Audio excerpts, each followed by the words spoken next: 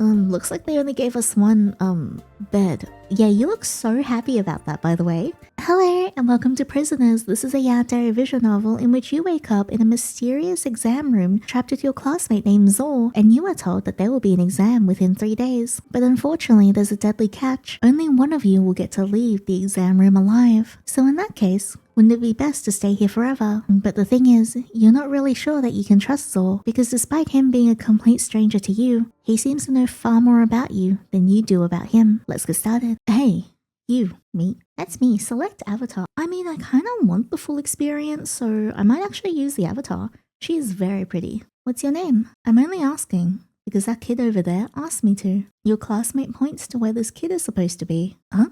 He was there just a second ago. Where did he go? Anyway, I said I'd ask. So, what's your name? My name is Yinny. Yinny. That's a pretty name. Okay, thanks. I'm gonna go tell him now. They turn away, leaving you alone in the corner of the classroom. Back then, everyone was just 7 years old. It's been a while since then. Yesterday, you all turned 18. And tomorrow marks the beginning of term. Your final year in the academy before you can fully join society. There he is. Yinny, please don't leave me alone. Oh, we're freakish right off the bat. I like it. Don't do this to me. You're the only one who... Your eyes flutter open as you try and adjust to the bright blinding lights all around you. This isn't where you fell asleep last night. You have no idea where you are. Yinny, you're awake. A face hovers above you. One you don't recognize. And yet the way he brushes your cheek feels strangely familiar. Get away from him or lean into his touch. Oh god. Lean into his touch. He lets out a gasp. Or maybe a sigh. It's hard to tell as your mind drifts towards sleep again. No, please don't go back to sleep. Don't shake me, I'm tired. He grabs your shoulders and shakes you. It's enough to snap you out of your grogginess. Sorry, I didn't mean to be so rough. Just, please stay awake for me. Please. Now that the grogginess is cleared, a quiet unease begins to settle in. I'm not gonna lie, I would go insane in this room. You look around the room. It's brightly lit. Almost painfully so. Aside from the bed you're lying on and a small table nearby, the room appears to be completely empty. You're not even sure where or if there is an exit. Then your attention returns to him. He's so cute, he looks like he's about to cry. The only thing you know about him is that he seems to know you, or at the very least your name. Other than that, you don't recall ever seeing him before. He is so cute though, isn't he? I love him, he's so adorable. I want to make him blush. I don't want to be in the freaking rubber room. I don't know why, but this is giving me like Alien stage Anakt Garden vibes. Oh, the animations are cool. He seems to notice your scrutiny. The moment your eyes settle on him, he jolts and hurriedly scoots away from you. I didn't bring you here, I swear. Please, you must believe me. I only woke up a little before you did. Please, you have to believe me. I have no idea why we've been brought here. Is this some kind of punishment? Or maybe an experiment? He mutters under his breath. What do you think? Did you notice anything strange before the start of term? And this is the first day of term. You shake your head, nothing out of the ordinary. Could this really be how the final year is supposed to begin? You never heard anything like this before. I really hope it's nothing serious. That doesn't look good. Why us? Why bring a random boy and a girl somewhere like this? His face begins to redden. Oh. What did he say? He said, you don't think they'll have us... Excuse me? Hello, selected students. You both turn towards the source of the voice. You two have been placed into a special program. Rather than joining your cohort as usual, this will be your designated area for your final school year at the academy. You have 3 days until your first examination. At the conclusion of the examination, the student with the higher passing score will be granted early graduation from the academy. The remaining student will be executed. Great! No, if I woke up with like 0 memories and there was just some guy, I would be freaking out. The graduate will be permitted to return to society and retain their right to live aboard the ship. However, if you both fail, you'll be given 3 more days until your next examination.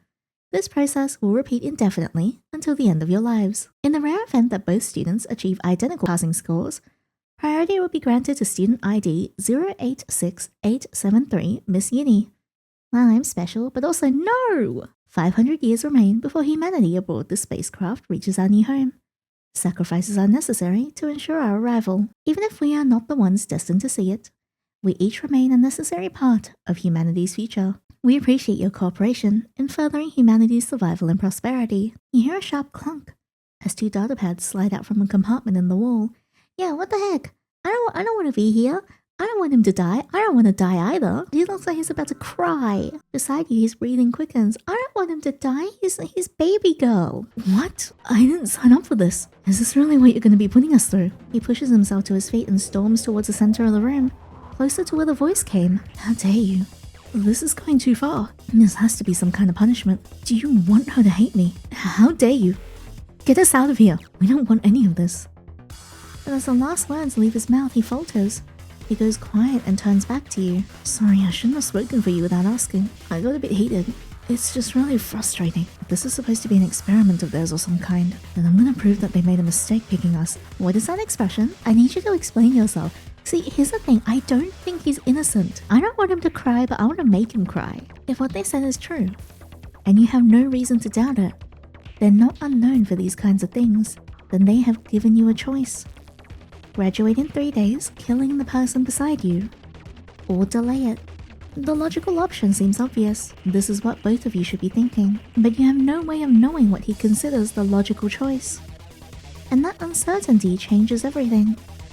All you know for certain is that you don't want to die. I don't know if this is the best thing to say right now after that announcement. It might be hard to believe me, but I think we should fail together. It's the only way we both stay alive. To prove it to you that I meant that, I'm not going to prepare for the exam today. I won't let them turn us against each other like that. I won't. At the very least, it could have been worse. The fact that we can talk to each other gives us a better chance of staying alive. Together, I hope. It's weird because he's definitely afraid, but the muttering that he's done that you can kind of catch glimpses of, where he's just like, do you want her to hate me? I'm just like, what is that about? At the very least, it could have been worse. The fact that we can talk to each other gives us a better chance of staying alive. Together, I hope. He glances at you more carefully now. Yandere, I know what you must be thinking. And I know this might sound strange, but I think it's better if we don't dwell on it. The more we try to figure each other out, the more we'll want to start acting out of fear instead of what we actually want. I'm not saying I know what's best. I just think we shouldn't try and analyze each other. Not yet. You are suspicious. Let me prove to you that you can trust me first. I'm gonna look around. Maybe there's something we're missing. The fact that he already knows our name too, I'm suspicious of him. He's so cute though. He lowers down to grab the data pads laying on the floor and hands it to you. If I find something, I'll come and tell you. Before he turns, he quickly turns to you looking flustered. How did I almost forget? I forgot to introduce myself. I'm Zor. We're in the same U group at school. Hi Zor, nice to meet you. I think, under these circumstances, he is wearing the uniform. And he does look to be in your U group. But is he really in the U group? Still, you're certain that you've never seen him before. What if this is the test? What if he's not actually a student? This is part of the test and he's sent here to test me. I don't trust you. You are so hot though. He quickly turns, skirting towards the wall. He seems to want to brush off the fact that he clearly knew you. Day 1, 7 AM.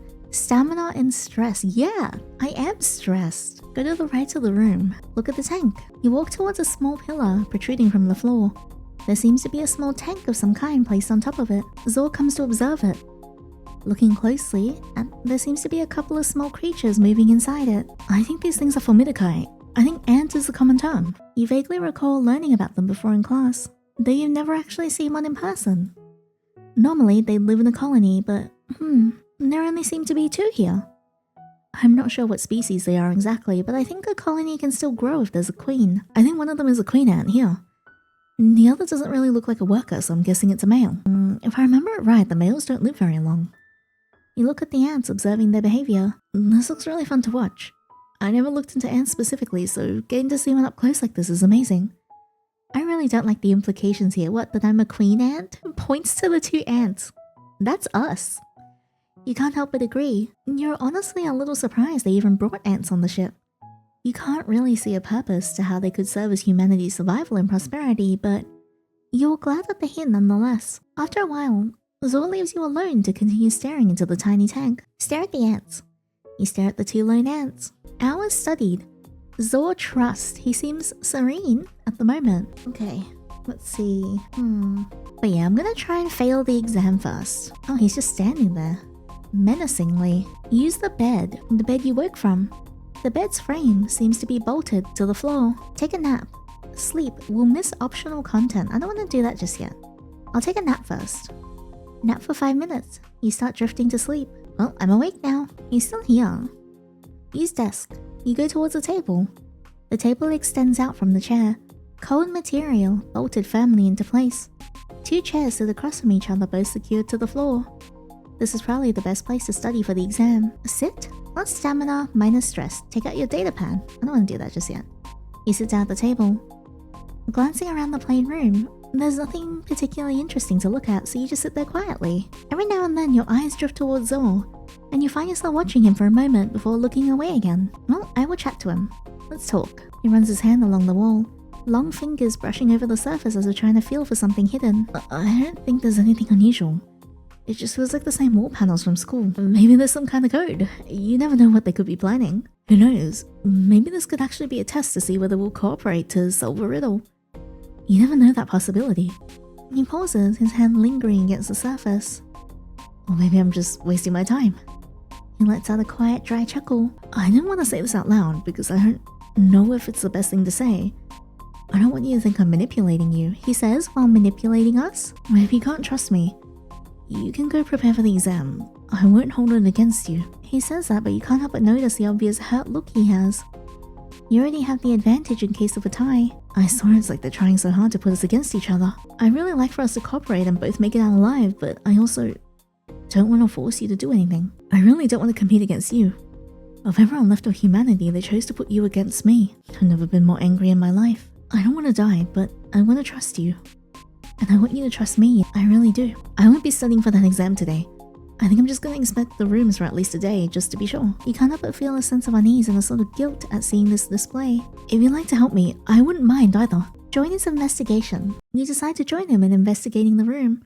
The guilt tripping is actually popping off. Zor Trust 3. He keeps his eyes fixed on the wall, scanning it slowly while you circle the room, checking the bed on the floor. There's nothing. The problem with finding secrets is that you don't know what you don't know. He speaks without looking at you, his voice quieter, more thoughtful. Being trapped in a room like this, it's insane. This doesn't feel like something they wouldn't do. Tests on top of tests. What's the true purpose of this place? This is just another test. It is hardly unfamiliar to you. Ever since you entered the academy program as a child, one thing had been drilled into you over and over again. The only way to secure your right to continue living aboard the ship, to prove that you are not a waste of its limited resources, was to graduate. But this experiment, what could be its purpose? He trails off like the thought doesn't fully settle, and then there's a time limit on the exam. They're watching us. And even if they aren't, it doesn't really matter, we're still in the palm of their hands. The idea of them watching us never really bothered me before, but right now it's getting on my nerves. Also, his expressions are like really, really, really well done. I don't know why, but like some of his reactions make me very unsettled. Are you wondering why we're here? Do you think they just picked 2 students at random? I don't remember anything unusual before the start of term. He hesitates. I don't exactly have the cleanest track record when it comes to following the rules. Maybe that's why I'm here. Even so, I never received any disciplinary fines for it. I thought I'd gotten away with everything. I mean, I never cheated on an exam or anything like that, but for them to go this far, it was more like an experiment than a punishment. It has to be. Or maybe it's an opportunity. The thought surfaces in your mind unexpectedly, though you are not sure whether you truly believe it. Problem is, I don't think you've done anything like that either. At least not that I know of. Yeah, and you know a lot about me, don't you? I meant you don't seem like the sort to do any of that thing, haha. No, you already let it slip. The room falls quiet again, the 2 of you continue searching. I think I found something. You turn to him and walk over to where he's pointing. There's a small circular dent in the wall. I think it's some kind of button. He hesitates, glancing at you. Should I press it? Nod. Maybe we should be a bit cautious. Sorry, I guess I'm just being a bit paranoid. I'm nervous now. Now I'm like scared. He lets out a quiet breath. I'll press it, please, and maybe you should stand back a little. You cross your arms. Sorry, just being careful. You reluctantly take a step back. Okay, he reaches out and presses the button. His posture tense like he's bracing for something to happen. And then, as he releases it, the wall behind it slides open with a soft mechanical sound, revealing a window hidden behind the tile. Okay, that's not so bad. He glances back at you, a small smile forming. Why do you look so disappointed? He chuckles. You shrug. I think that's enough investigating for now. We should probably take a break. He lingers near the wall, not quite moving away. I think I'll just stay here for a bit. Well, whatever floats your boat. You should probably get some rest. I'm nervous. I will keep talking to him though. Spend the morning with Zor. Zor's gaze remains fixed on the vast expanse beyond the glass. You step beside him to take in the view as well, and he quietly shifts to give you more room. Standing next to his tall frame, you can feel the warmth radiating from him. He's surprisingly warm. You cannot remember ever meeting someone quite like that before. You look out the window. The familiar sight of the open space stretches endlessly before you, stars blinking quietly in the distance. You lean closer to the glass, trying to peer off to the side. Sure enough, you can make out the massive body of the spaceship that has housed you both and the rest of humanity for as long as you can remember. Though you have never been in this part of the ship before, from the looks of it, you are somewhere near the tail end of the vessel. How long do you think they spent preparing this room for us? He shudders. Was this always here? Was this always the plan? I don't know. At least the stars are pretty. You nod. You're pretty. Well, I can't spend any more time with him. Stare out into the great expanse. You stare out the window. Distant stars stretch endlessly across the darkness. The ship glides silently through space, the only movement coming from faint clusters of drifting light. You're not sure how long you want to watch for. 20 minutes. You quietly watch the stars drift past. The quiet view helps you clear your mind. A chime rings. Suddenly, a compartment slides open in the wall. This is sus. Suddenly, a compartment slides open in the wall. The familiar smell of hot rations drifts through the room. You turn to look at Zor. I guess it's time for lunch. He crouches down, picking up the trays, and then walks over and hands one to you. I think it's best if we eat now. I don't know if they still give out disciplinary points like at school for hoarding. Better safe than sorry. I'll be at the desk over there. He seems to mumble something under his breath, but you can't quite make it out. Yeah. He quickly hurries over to the desk, shoulders hunched as he starts eating his ration. I want to eat lunch with him. Let's see. Not much else to really look over here, but I will go and eat food with him. Wait, where'd he go? Oh, there he is. Eat with Zor. He straightens up immediately as you sit next to him. You bring your own tray on the desk. Every tiny noise is amplified from everything being so quiet. The food today is good. You nod, but you can't really tell if it's any different from the usual rations. They've always been the same. You see him flinch slightly, like he's just realized that too. His expressions are so funny to me. Sorry, I'm not the best at talking. You can see him smile. You realize you haven't unpacked your meal yet and quickly assemble the package. Not wasting any more time, you quickly chow down. I was always eating in the library at school. It would be a long walk and I was always a little worried I'd get disciplinary points for hoarding. Luckily I didn't. But, I saw you eating a few times. Never at the library though, you never ate there. You seem to pay attention to me a lot. I mean, I never saw you at the library eating. This is like the second time you've let something slip. He cringes again. If only you could trust me. If you think about it, this isn't much worse than our typical school year. At the very least here, we have the option to not have to prepare for the exam, right? Do you believe it when they said they'd let us stay here indefinitely? Just the two of us trapped together here for the rest of our lives. Does that scare you? Would you hate that? Shake your head. I love his expressions. I'm sorry, I shouldn't have asked that. You finish your meals in silence. Wow, his trust has gone up so much. It's like 8 now. Before you can return your tray to the compartment, Zor speaks up. I bet you love that, huh? Yes, stuck here? I bet you would love being stuck with us anyway. Thanks for having lunch with me. I really enjoyed it. Before you can respond, he quickly takes the tray from your hands and carries it to the compartment for you. Alright. Use desk. Stare into the expanse. Can I talk to him again? I'm gonna look around a bit more. You're free to join me if you want. Sure. You nod. He seems to lighten up immediately. Yeah, he would, wouldn't he, huh? Have you found anything new? I was wondering this, but where do you think they'll let us use the bathroom? Not that I need to right now, but we're probably gonna be stuck here for at least 3 days. He then seems to look around, then lowers himself down to whisper to you, and he seems to be chuckling a bit. Maybe if they escort somewhere, we could make a break for it. What do you think? And before you can finish, a voice suddenly echoes from the same unseen source. You may access the bathroom facilities by making a verbal request. Each student will be granted 3 passes per day. 3 per day? I'm sorry, but I pee and poop like more than 3 times a day. Combined, only 1 student may use the bathroom at a time. You'll be allotted 20 minutes before being required to leave. All possessions, including data pads, must be surrendered before entry. Would you like to make a request? No. He leans closer and lowers his voice to a whisper. I'll go first and figure out if it's safe, okay? You reluctantly nod. Zor swallows nervously before speaking up. I'd like to make a request. Understood. Student ID 977-546 Zor has made a request. Please wait shortly. A section of the wall slides open, revealing a bathroom hidden behind it. Just before entering, the voice reminds him to leave behind all personal possessions, including his datapad, before he is permitted inside. 20 minutes pass before the door finally opens. Thankfully, Zor appears completely unharmed. Innie, you give him a small wave. Good news and bad news. Good news is that it's just a normal bathroom. Yay. You stare at each other for a moment before he suddenly realizes he has not actually explained the bad yet. Oh, the bad news is, well, it's not technically bad per se, more so neutral. I think I just said that for dramatic effect.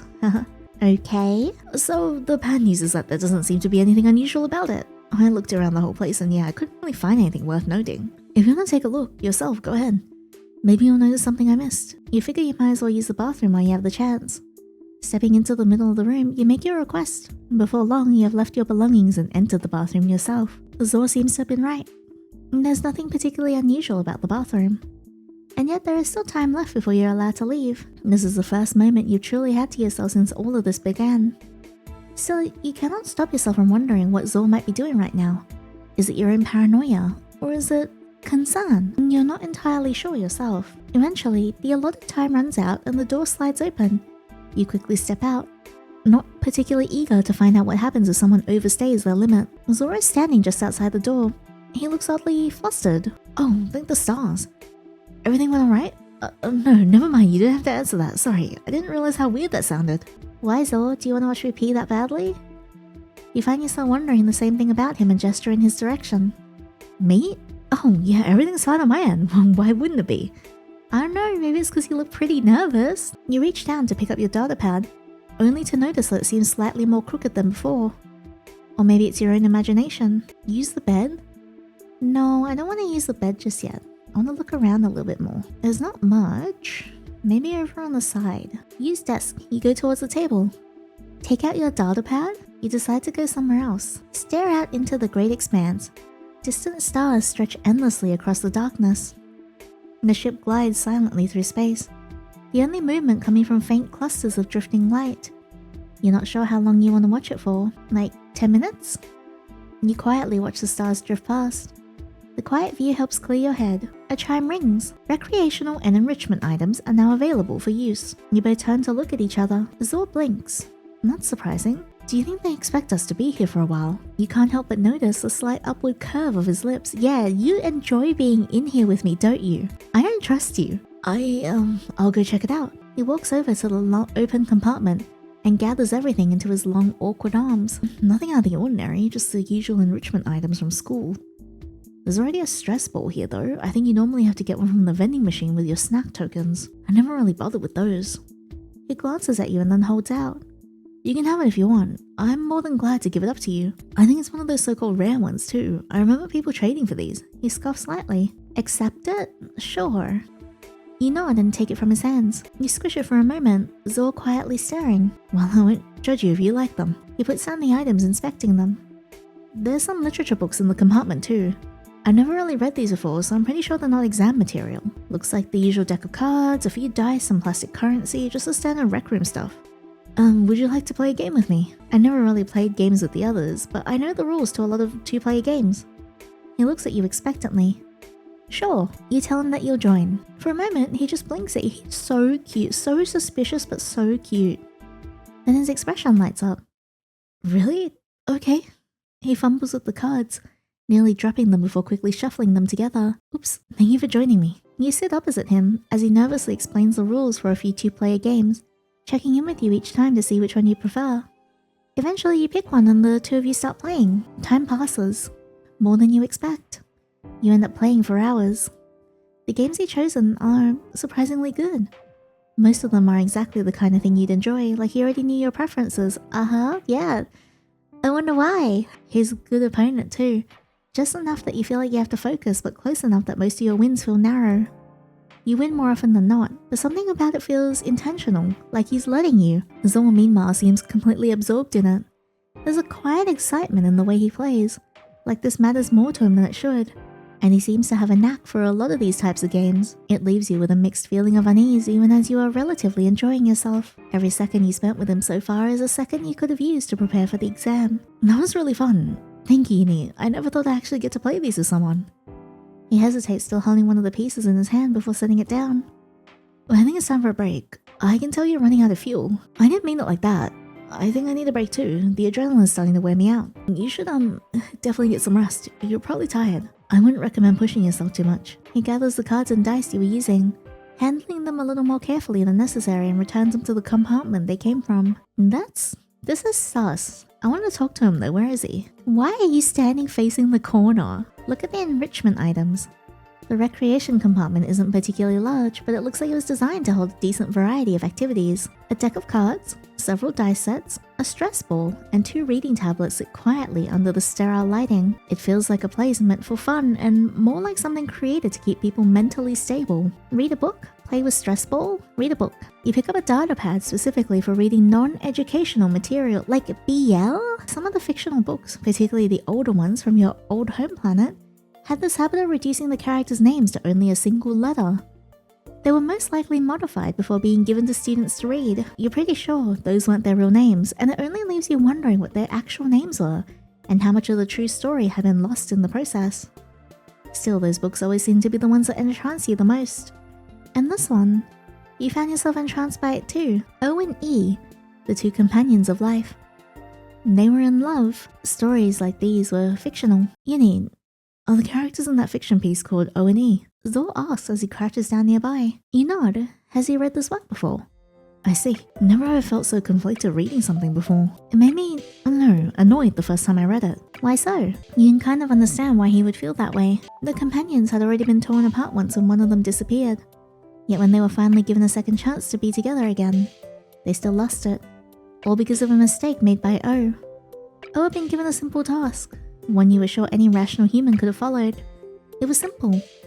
O fought so hard to earn the right to bring E back from wherever they had gone, and the powers that be granted them one chance. One. They're both given a path to walk down. All O had to do was walk forward without looking back until they reached the end. Simple as that. Oh, I know the story, but they still went ahead and failed. O looked back at E. Why? They should have just been obedient. That was clearly the message of the story. Stupidity ruined what could have been a happy ending. Never make a mistake like that. For some reason, it made me angry. Really angry. It felt like a mockery. It was cruel. Why would anyone want to read something so awful? But at the same time, it was also beautiful. You're a bit unsure why he would feel that way, because even if it was a mistake that made them lose each other again, the reason they lost it could have been something beautiful. No matter why O turned around, paranoia wasn't there, excitement and impatience. Even if it was stupidity, even if it was a mistake, oh, absolutely foreshadowing. It was a mistake made with love. You think you're beginning to understand. It made me realize that no one is above doing something like that. If I had made the same mistake, I'd be sad, but after thinking about it, I don't know if I'd regret it, and that's what makes me so confused. If you were the one to walk behind and they were to look back, would you be angry? Their mistake essentially costed your freedom. Would you be angry? Shake your head. You gave him your answer. Then you thought about it again, picturing it. Or what you'd actually feel if they did turn back to look at you. That even though it would have been a mistake, you didn't know how to feel. He looks at you before looking back at the book in your lap. I don't think I could be angry. The 2 of you remain there together in silence for a little while longer. Eventually he stands. He leaves you to continue reading, though not before glancing back at you one last time before he goes. Oh, I really like that line. Like, after we talked about the story, he leaves and looks back at you once more. Alright, he's still standing in the corner. Look at the tank. You crash a look at the tank when you notice something in particular. You call Zor to look at the change. There's eggs now. He points to the several tiny pale specks that rest near the queen. The male ant lingers close to her while the queen barely moves, occasionally twitching her antenna or repositioning the eggs beneath her body. She laid them really quickly. Zor presses closer to the glass, fascinated. I think the queen's using the nutrients from her own body right now. Until workers hatch, she has to take care of everything herself. I wonder if it's a monogamous species or a polygynous.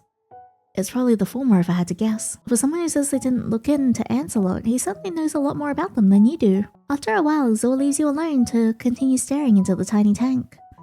Stare at the ants. You stare at the 2 lone ants. The lights in the room suddenly dim. I guess it's getting late. His eyes drift awkwardly towards the bed. Looks like they only gave us one, bed. Yeah, you look so happy about that, by the way. The bed we woke up in. together, okay? Look at his face. In a hypothetical scenario, if the bed happened to be assigned to me and you asked to share it, I wouldn't be opposed to agreeing to your request. The eyebrow raise. Why is he phrasing it like that? Because he also wants you to offer him the same if the bed was hypothetically assigned to you. And what is that expression?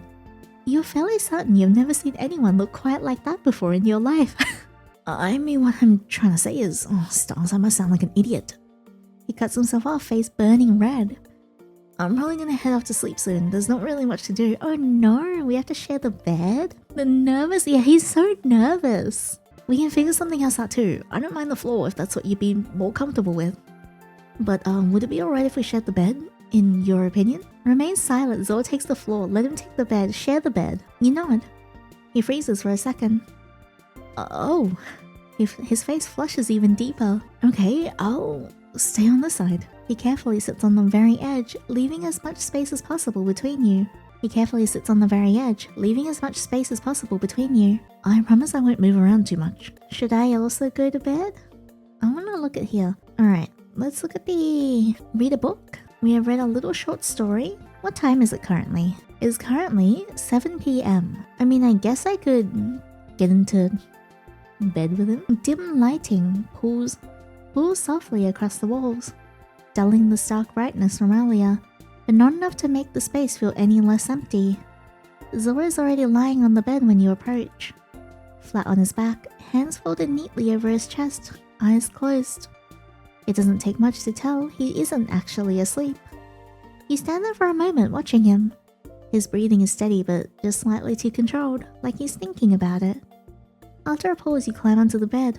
The firm mattress dips under your weight. His shoulders tense almost imperceptibly. As long as he doesn't touch my feet at night, or put his cold feet on me, I think we'll be okay. For a second, it looks like he might sit up or say something, but he doesn't. You slide under the sheets beside him, the fabric shifting softly as you settle in. Sleep facing him. You sleep facing him. He's probably so nervous right now. You close your eyes and try to sleep, but it feels wrong. You cannot remember the last time someone was this near to you. Close enough that you can feel the quiet rhythm of their breathing, the faint warmth that lingers between your bodies even without touching. It settles into you, unfamiliar and impossible to ignore. The intimacy of it all feels almost suffocating. It's too intimate, because shouldn't he be your competitor? Should you really be lowering your guard down to this extent? Yinny, are you still awake? Oh my god, so cute! He turns to his side, facing your side of the bed. His eyes widen slightly when he realizes you're still awake. For a moment, neither of you looks away. Yinny, are you scared? Not really. Are you scared of me? He's so cute! I feel like I'm walking right into a trap. Truthfully, I'm scared.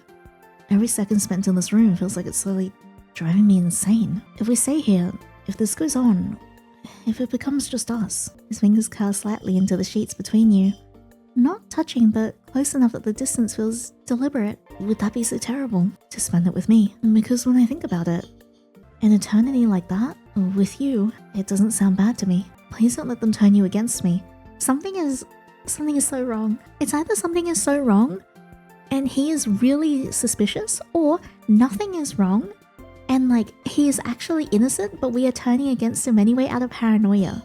Please don't let them turn me against you. I don't look very convinced. He lets out a quiet chuckle. I don't know if you can tell, but I'm trying really hard to make a good impression. And not just because my life depends on it. If anything, that's the last reason I want you to think of. Nobody ever cared for me. I'm a nobody. In the whole wide cosmos, in the history of humanity, even in our school. That's why I always admired you. You were always alone. You were trying to distance yourself. That maybe being alone isn't so bad. Do you think anyone even noticed that we're gone? I used to watch you. Yeah, I'm aware. That does seem like something that you would do. The way you'd leave before anyone could talk to you. And the way you never stayed anywhere longer than you had to. And how no one ever stopped you. You stay quiet together for a moment. You can feel his eyes slowly flutter close. Fail with me. And stay here forever, please. I used to watch you. Yeah, okay, freak. A sharp line of light cuts through the darkness, pulling you from your sleep. Your data pad emits a bright light. You slip out of bed unsteady as you adjust to being suddenly awake. Congratulations! The data pad screen is brighter than before, displaying something you've never seen. I don't like this. Congratulations! You've been given the opportunity to graduate. If you accept, you will graduate immediately and be allowed to leave and rejoin society. The other student will be disqualified and executed. Do you accept the offer to leave? Reject. Your finger lingers over the screen for a moment, your mind racing through every possible outcome, every consequence that could follow such a simple action. Then before you can second guess yourself, you press it. The screen flickers, the light sharpening for just a second as if something is about to happen. And then nothing. The glow vanishes, and the screen goes dark. Our trust is 16 with him. You try turning it back on, tapping it again, pressing the edges, but it doesn't respond. It's as if the message was never there to begin with. You turn to look at Zor, undisturbed, his breathing slow. He's still alive. A strange weight settles in your chest, something you can't quite name. And after a moment, you climb back into bed, the sheets still warm. You lie there staring into the darkness, listening to the quiet rhythm of his breathing, and eventually your eyes begin to close again. And despite everything, sleep pulls you under once more. The artificial light slowly seeps through your sleep, pulling you awake. He's already awake and he's staring at you. Oh, totally normal, not unsettling at all. How long has he been awake? What the hell? Why is he crying? Good morning. Say good morning. You return the greeting. The memory of the data pan surfaces. That message. Are you, right. You nod, slowly sitting up. A chime sounds through the room. Good morning, students. You have today and tomorrow to prepare for your examinations. Your bathroom passes have been restored. You each have 3 passes available. The examination will take place tomorrow at 2 p.m. You'll be given separate exams and will complete them in individual examination pods.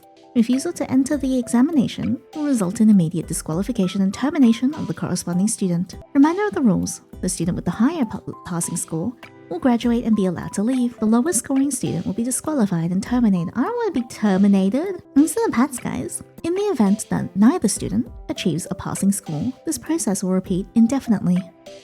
In the case of a tie with passing marks, priority will be given to student Yinny. May you have a productive day. I don't like this. I do want to try and get that ending where you let him pass the exam and then you fail on purpose. I feel like he'd be absolutely heartbroken about something like that. Zor looks visibly tense as the announcement ends. That last rule in particular seems to have struck something in him. Sorry, maybe I should just say what's on my mind. I think the tie rule there is to push you into competing against me. Giving either of us an advantage already makes things more tense. If one person is more likely to pass the exam, the other can't afford not to try. But the fact that they chose you specifically. At first I was annoyed. Felt like they were targeting you, trying to push you into going for a passing mark. But think about it. They wouldn't give me the advantage because it wouldn't work. It would just reinforce what I've been saying about failing together. It would give you less reason to try and it wouldn't change my stance at all. By choosing you, they're forcing doubt into the one person who might hesitate. They're trying to break any chance of us agreeing. And they didn't choose me, which means they're worried about what happens if we stay on the same side. So even if it gives you more incentive to compete, I'm gonna turn that against them instead. Okay, you're looking a bit scary right now. You can, do what you like. It's not like you needed my permission, but I think He looks as though he's distracted. Sorry, I just need more time to think. You nod and begin leaving the bed. He just wants us to stay in bed with him so bad. Let's chat to him. I'm still sticking to the plan of failing with you. Are you still planning on preparing for the exam? Shake your head. Oh, I see. Well, when you're not sure what to do, we could just pass time together. He glances around the room, but there's no frustration in it, no boredom. If anything, he seems oddly at ease here. Yeah, you would like if I just spent all my waking hours with you, wouldn't you? Like, damn, you would absolutely love that. I've already looked through everything in here. I really doubt there's anything new left to find, but honestly, that doesn't bother me much. If this really is all there is to this room. His attention settles back on you, more focused than before. I don't really need anything else. As long as you're here, it doesn't feel... I don't know. I guess it doesn't feel pointless. Could that really last? If he thinks he's bad company, then what sort of standard does he have? Especially in a place like this. Hey, eventually you have to bore him. Maybe not now, but inevitably, it is bound to happen, it has to. And by that time, it'll just be a race to see who gets to leave this place alive. Are you alright? That's not true though, because I think he's obsessed with us. He's like absolutely freaking out at the moment. Yinny, yes? You're freaking me out a little. Oh stars, did I say something wrong? After a long pause, you decide to tell him exactly what you're thinking. He looks a little relieved. You don't have to worry about that. I could never get enough of you. Uh-huh. You can never bore me. He lets out a quiet chuckle as though the very idea is absurd. Back before all this, I used to watch you for hours. Oh, you do the same things every day, mostly just surviving, but I never got tired of it. And honestly, I wasn't much different from you. we were a lot more alike than you probably realize, and I wouldn't want it to be any different. I guess I just naturally don't get bored very easily. I could stare at the stars for hours, and if I couldn't see the stars, I'd end up staring at a blank wall instead. People used to make fun of me for that. I guess there's probably something a little wrong with me because of it, but I guess that also means I could never get bored of you. Get you a man who memorizes your routine, guys. Yeah. Even after all the time I spent watching you, I still can't even tell what you're thinking. If anything, maybe I should be the one worrying. If you end up getting sick of being trapped in a place like this with me and decide you want to leave, what am I supposed to do then? He looks down as his words trail off. But it hasn't come to that. Only thinking about it will make it more likely to happen. So let's just try and get through today first. After a moment, he glances towards you. Do you want to read some literature together?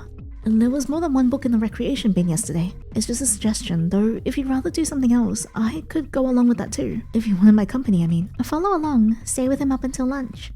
You tell him you want his company, pulling him towards the enrichment items. Picking up a book, you silently read it with Zor by your side. After a moment, he glances towards the window. Hey, do you want to come look at the stars with me?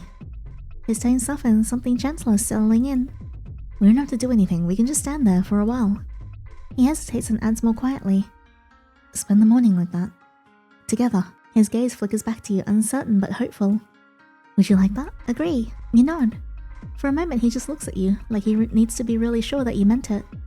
Then something in his expression softens. Okay, this is terrifying. Like I don't know who I can trust. You follow him to the window. The two of you stand side by side, close enough that your shoulders almost touch. Outside, the stars stretch endlessly, cold and distant, scattered across the ever-ending, expanding universe. Neither of you speak. Alright, let's talk to him a bit more. Hey, where'd you go? A chime rings, and the compartment opens and the same smell as the meal you had the previous day whisks into the room. Before you can even get to the compartment, Zor dashes to get both trays. I'll get it for you, okay? A bit odd? But instead of handing it to you, he places it on the desk. We can have lunch together? You see no reason not to. You slide to the seat opposite to his. The food looks good. I saw it must be better than usual. It smells better than usual. I actually have something I want to confess. Alright, what is it? I can't bear to keep it a secret any longer. Did something strange happen last night? Because I was the one who put that message on your data pad. What? I'm sorry. I really shouldn't have done it behind your back like that. I hope you're not too upset with me. Zor! I just had to know. If you got the choice, would you have left me? Dude! I thought about it all night. I kept imagining every outcome, every reason you might choose to leave, and I couldn't even think of a reason why you would even want to stay with someone like me. Okay, but like we're being mind-f***ed enough already. You can't also start playing mind games with me. But you chose to stay. There's a faint tremor in his voice. You actually stayed with me. Thank you. You are a freak. You're so cute though. Oh, thank you. Thank you, Yinny. I think we can trust each other now, right? We don't have to keep doubting anymore. I really can't spend another second thinking you might turn on me. I didn't ruin it, did I? I know I shouldn't have tested you like that. I know it was selfish and intrusive and unfair. I swear on my life, I'll never do anything like that ever to you again. Please, I'll do whatever it takes to prove it to you. If there was only a way that I could guarantee that we'll both fail the test right now, so we don't have to keep worrying about that stupid test. There must be a way. He's freaking me out. And then as though he had an epiphany, he gasps. I think I got it. Go on. I could put a lock on the tablets. And that way we don't destroy them but also limit access to them. He is so pathetic but in a really cute way. But also something is very wrong with this man. I could even make them completely random, then we won't be able to guess them. I know it must sound scary, but what about this? I could put a lock on just mine and even hand it over to you. You don't even have to lock yours yet if you're scared. I'll lock mine and prove it to you that I would never betray you. I'll do whatever you want. Zor! Okay. Let's see. What do I want to do though? We'll lock both of our data pads. You hold the tablet out to him. For a moment, he doesn't move, like he's afraid this will disappear if he reacts too quickly. Then he takes it from your hands. Carefully, almost reverently. His fingers brushing yours just enough to linger. You're serious. His grip tightens around the data pad. Something in his expression shifting, relief bleeding into something deeper and far more consuming. Oh god, I am so screwed, I think. Thank you, Yinny. We don't need to worry about any stupid exams anymore. I don't know. Don't be scared, Yinny. If anything, we should celebrate. He looks at the data pad again, then back at you like he's confirming that you're still here and that this is real. We beat them. We actually beat them. I don't think we did. I think we just made it worse. He's ecstatic.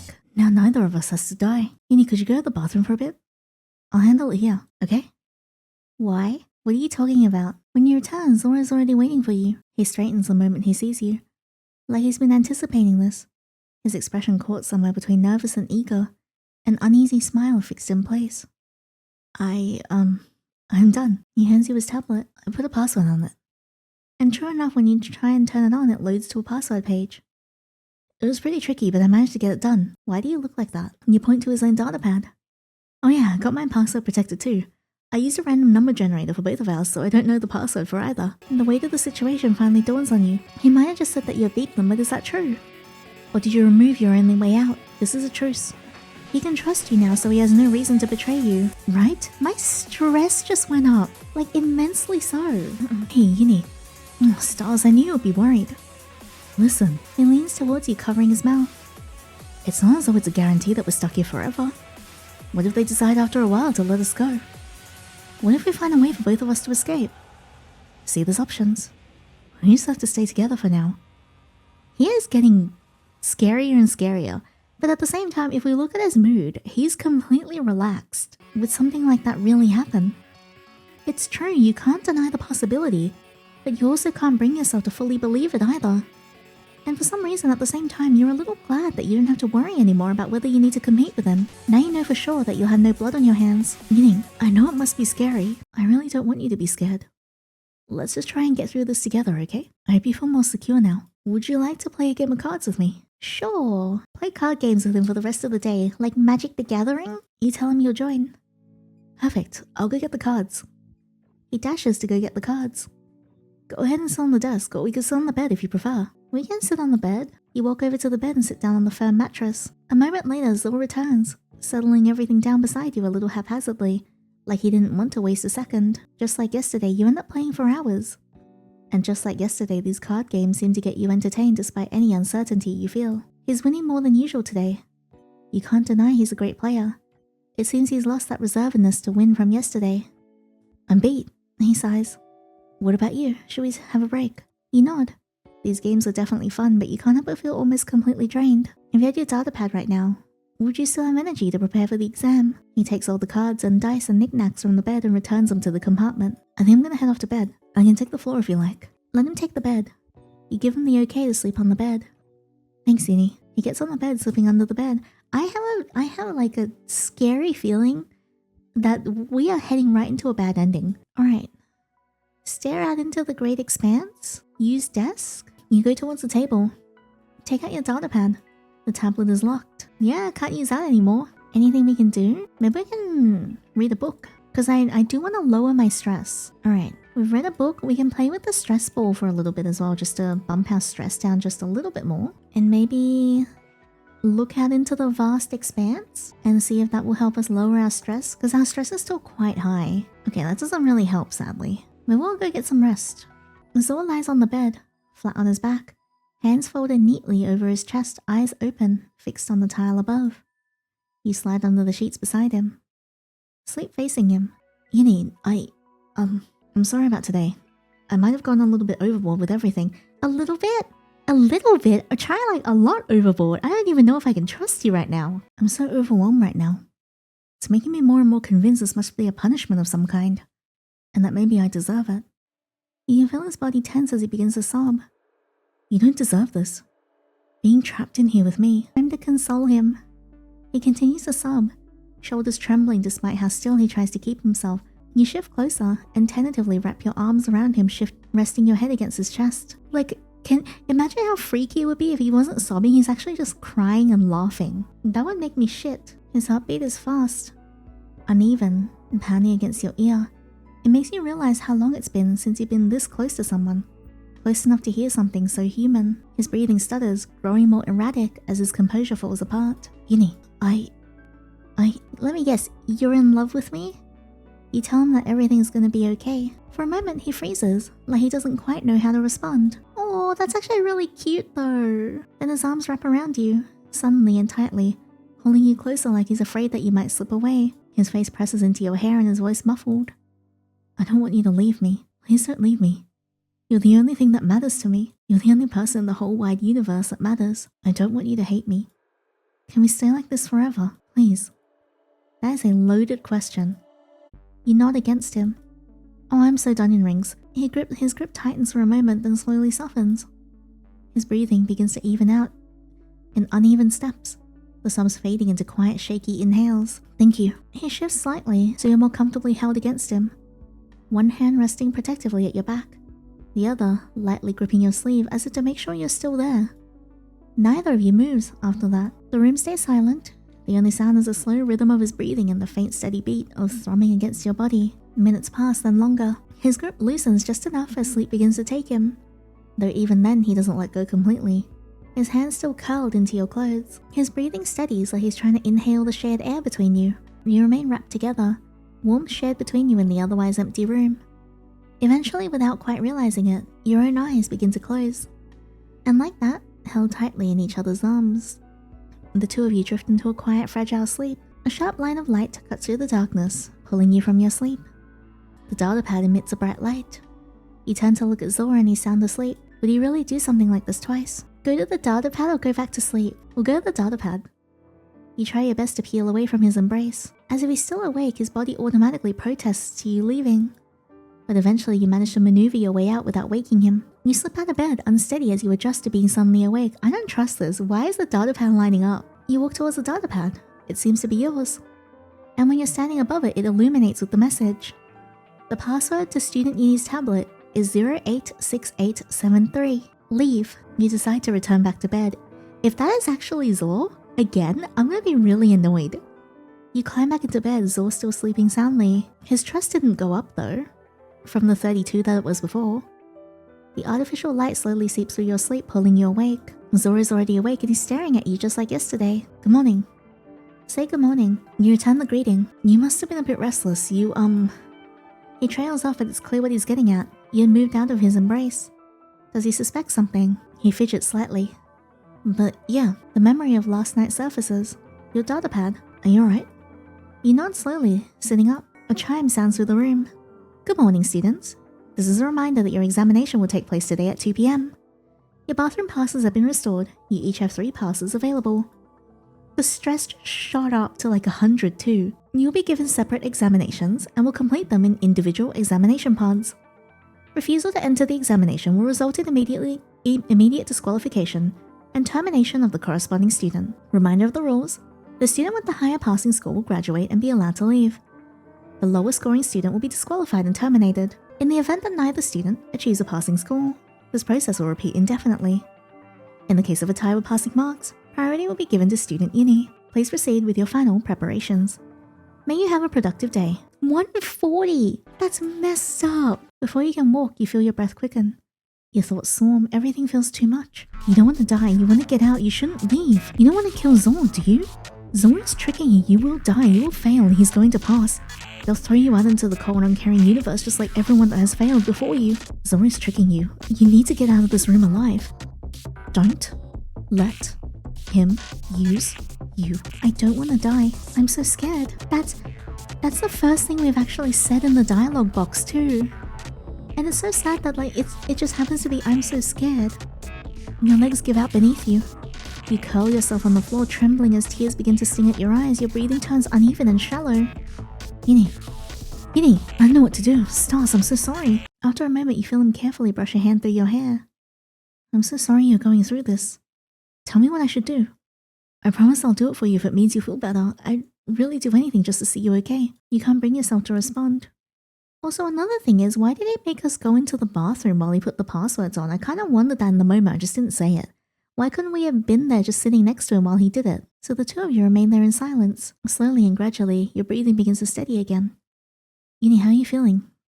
You tell me you're better now. I'm so happy to hear that. You give him a small nod, thanking him. Of course, after taking a few more moments to collect yourself, you slowly sit back up, and eventually the two of you return to what you were doing before. Well, the stress went down. I still want to bump it down a little bit lower though. Read a book. Okay, that's not too bad. Maybe we'll do it again. Let's go chat to him for a little bit. We'll try and calm down a bit. Talk to Zor. I guess today's the day, huh? You nod. Zor seems calm at first, almost too calm, like he's already accepted whatever outcome is coming. Then he fidgets, shifting slightly, as if he's trying to build up the courage to say something. He takes a breath. Would you like to Go on a date with me. Now? He immediately looks flustered, words rushing out. Oh, of course it's completely up to you. I won't make things weird if you don't want to, I promise. Sorry, that came out of nowhere. He lets out a small nervous laugh. I was just thinking recently about how the others would say stuff like live your day like it's your last. Yeah, and like a date and go where? In this room? I actually never really understood that, but I think I got it recently. And if today really is my last day, I think this is what I want to do. You think for a moment and it looks like he's holding his breath every second you take to decide. You almost want to tease him about it, but before you can say anything else he interjects. Actually, just meet me up at the window if you want a date. Go on a date. He quickly dashes away. Alright, we'll go meet him and spend time with Zor. You walk towards Zor, his hands already jittering as you get closer. So he's inviting you to a date, is that it? You're not entirely sure what that actually involves. You've only ever heard about it in passing. Something the others would do occasionally, usually the higher scorers. It always sounded like a risk. Comfort had always been a risk, whether it came from another person or from yourself. The only thing that ever mattered was passing every exam. If something didn't directly help you achieve that, then it was something to be wary of. Something that could throw you off. He wants to go to bed so bad. Why do people date again? To gain comfort from each other? Is it like a contract? Is it something you should be doing when you're in a situation like this? Or maybe this is the only time it actually makes sense. Okay, here goes nothing. Ever since I first noticed you, I felt something I couldn't explain. It was like we were the same somehow. Like we didn't really belong with everyone else. There were the others and there was the two of us. All my life I only cared for myself and my own survival. That's all I wanted for so long and I was miserable. But you made me realize I could want something else. I wanted to see you happy. When I imagined it, picturing you like that, it would always make me happy too. And I never felt something like that for anyone before. It made me feel whole. You make me so happy, Yinny. You're the only one who's ever mattered to me. And no matter how much I tried, I couldn't stop looking at you. I can't stop now either. I love you, Yinny. You make me so happy to be alive. Oh, you made someone happy to be alive. Is this usually how it goes? You've never seen a date in action before. Love. You've heard that word in class before, mostly in literature, in situations that never felt real enough to understand. You're not fully sure you understand it now, but something about hearing him say it to you feels strange. Different. Your chest feels tight, your thoughts harder to sort through. Are you supposed to say it back? He hasn't said anything since. He's gone completely still beside you like he's waiting, like everything depends on what you do next. Uh-oh. Say that you love him, but lie. Say that you love him. I love you too. He's so cute though. He's gonna cry. You both stay silent. And then slowly, like he's moving through something unreal, he steps towards you and hugs you. I can't believe it. Am I dreaming? A soft, shaky laugh escapes him. I wasn't even sure if I was supposed to say love or just like. I've heard people use both, but MC is very pretty. I love her design. He trails off, tightening his hold just slightly. I do love you. I like you too, He exhales like the words don't quite capture it. I'm just really happy like this. I feel like I've doomed us both. I think I read somewhere about these thing called marriages. The two people wear white and you vaguely remember something like that. A distant concept, something you mentioned in passing a long time ago. Not something you've actually ever seen happen here. Zor seems almost thoughtful, like he's piecing it together as he speaks. I think it meant they chose each other, like, permanently. He looks at your hand for a moment, then back at you, a quiet determination settling in. It needs a ring to be complete. He reaches out slowly, like he's giving you time to pull away, and gently takes your hand. His fingers are careful as he turns it slightly, focusing on one finger in particular, like he already knows where it should go. It's something that proves that you're mine and I'm yours. This is great, and I'm pretty sure there's like some middle-aged person watching us through cameras at the moment. We didn't even kiss, right? And then I would always have you and that I'd always be yours. I think for marriages you're supposed to do something called a proposal. But do you do that on a date? No, do not propose to me right now. He glances at you, genuinely unsure. Or is it something separate? Or should I do it now? You have no idea. And he chuckles. I want to have the best date anyone has ever had here. He's so cute though.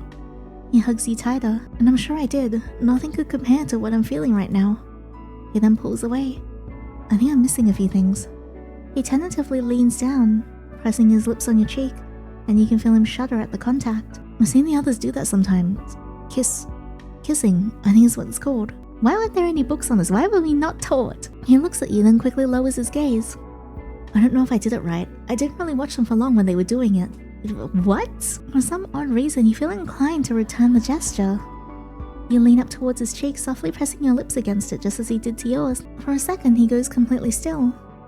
Then his shoulders tense slightly. Another shaky breath slipping from him as he stares at you in stunned silence. Can we do that again, please? Sure. You give him a small nod. We do.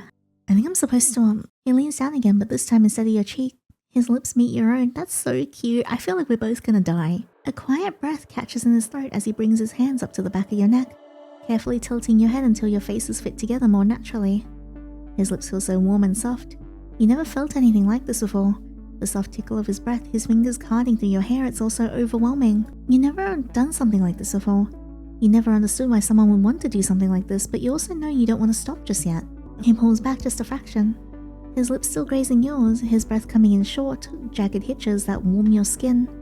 His eyes are wide and shimmering, searching your face for any sign of disapproval, but all he finds is your own breathless longing. A small, hopeful smile tugs at the corners of his mouth, though he looks completely dazed. I think I did that right this time. Can we do that again? He just wants to keep kissing. It's actually kind of cute. Zor smiles at you completely unguarded, the kind of smile that feels almost out of place on him. I don't know if I did everything right, but that was the best date I've ever had. You're fairly certain it's also the only date he's ever had. Hey, don't laugh. He lets out a small, breathless laugh, still watching you like he can't quite believe any of this actually happened. If this was really my last day, then I'd be disappointed, but I wouldn't be regretful. You sit beside him on the bed, the quiet between you still lingering from before. Chime rings. Hello students, you have approximately 2 hours until your examination. Please be sure to consume your allocated rations before the examination begins. The voice fades away, leaving the room feeling a little colder than it did a few moments ago. Zor swiftly grabs lunch for you. Let's continue our date over lunch, shall we? You give him a nod. You take the seat opposite him. The smell of the rations drifts through the room. Are you nervous? He asks after a moment. About the exam, I mean. You always look nervous before exams. I can't really blame you, they stress me out too. He hesitates and adds more quietly. Though I think I was usually more worried about you not making the cut. I'm sure it won't be too bad today. I'm actually really nervous about the result today. You both start eating. The room falls quiet again, save for the faint sounds of utensils and breathing. Zor doesn't look away from you once. Alright, talk to Zor. Zor stands there, fidgeting slightly at the hem of his blazer. Yinny, is there something you need? He's quite attentive, isn't he? It's like he wants to prove it to you. Tease him. The silence stretches, thick and heavy with unspoken tension. It's not like there's anything else more interesting to do right now than to see exactly how far you can push him. You take a small, deliberate step towards him. Someone notices instantly. His breath hitches and his posture stiffens. Yeah, I'm sure something else also stiffens. But he doesn't move an inch. He stays rooted to the spot, seemingly trapped by his own desire to please you. Oh. I do love a yearner. Another step. And another. He's gonna combust and bust. You need to hug him, kiss him, tease him about his posture. We should do this. We should kiss him. That date you had earlier. Everything the two of you got to do together. You find yourself wanting to experience a little of it again. You continue to close the gap, your eyes locked on his. Zor looks almost cornered now. His back nearly touching the wall, he's caught in a silent struggle on whether he should step back and give you space or stay exactly where he is and risk whatever you have planned. Yinny, once you're standing right in front of him, you rise onto your toes and gently tug the front of his blazer, the fabric bunching under your fingers as you pull him down towards you. He obeys instantly. Wow, good boy. Leaning down with a shaky exhale, his heart hammering visibly against his ribs. You press your lips against his in a soft lingering peck.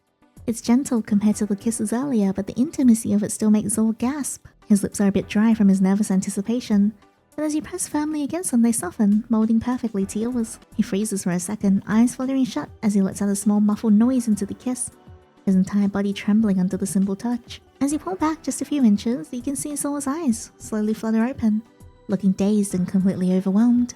A rosy warmth rapidly spreads across his cheeks, creeping all the way to the tips of his ears. His voice comes out barely above a whisper. You kissed me. You can feel yourself smile as you're about to lean and kiss him again. Zor frowns a little, but surprisingly puts his hands gently on your lips. You like teasing me too much, Yinny. It's not good for my heart to be pounding so hard. Speaking of pounding hard, he lets out a shaky breath. Before you can react, he surprises you and bends down on his own. A soft kiss brushes your cheek, then another and another. He keeps planting them, without saying a word, simply pampering your face with gentle, lingering kisses. Damn it, I don't care if he betrays me, I actually really like him. His hands are gently cupped to your face, his palms are warm against your cheeks.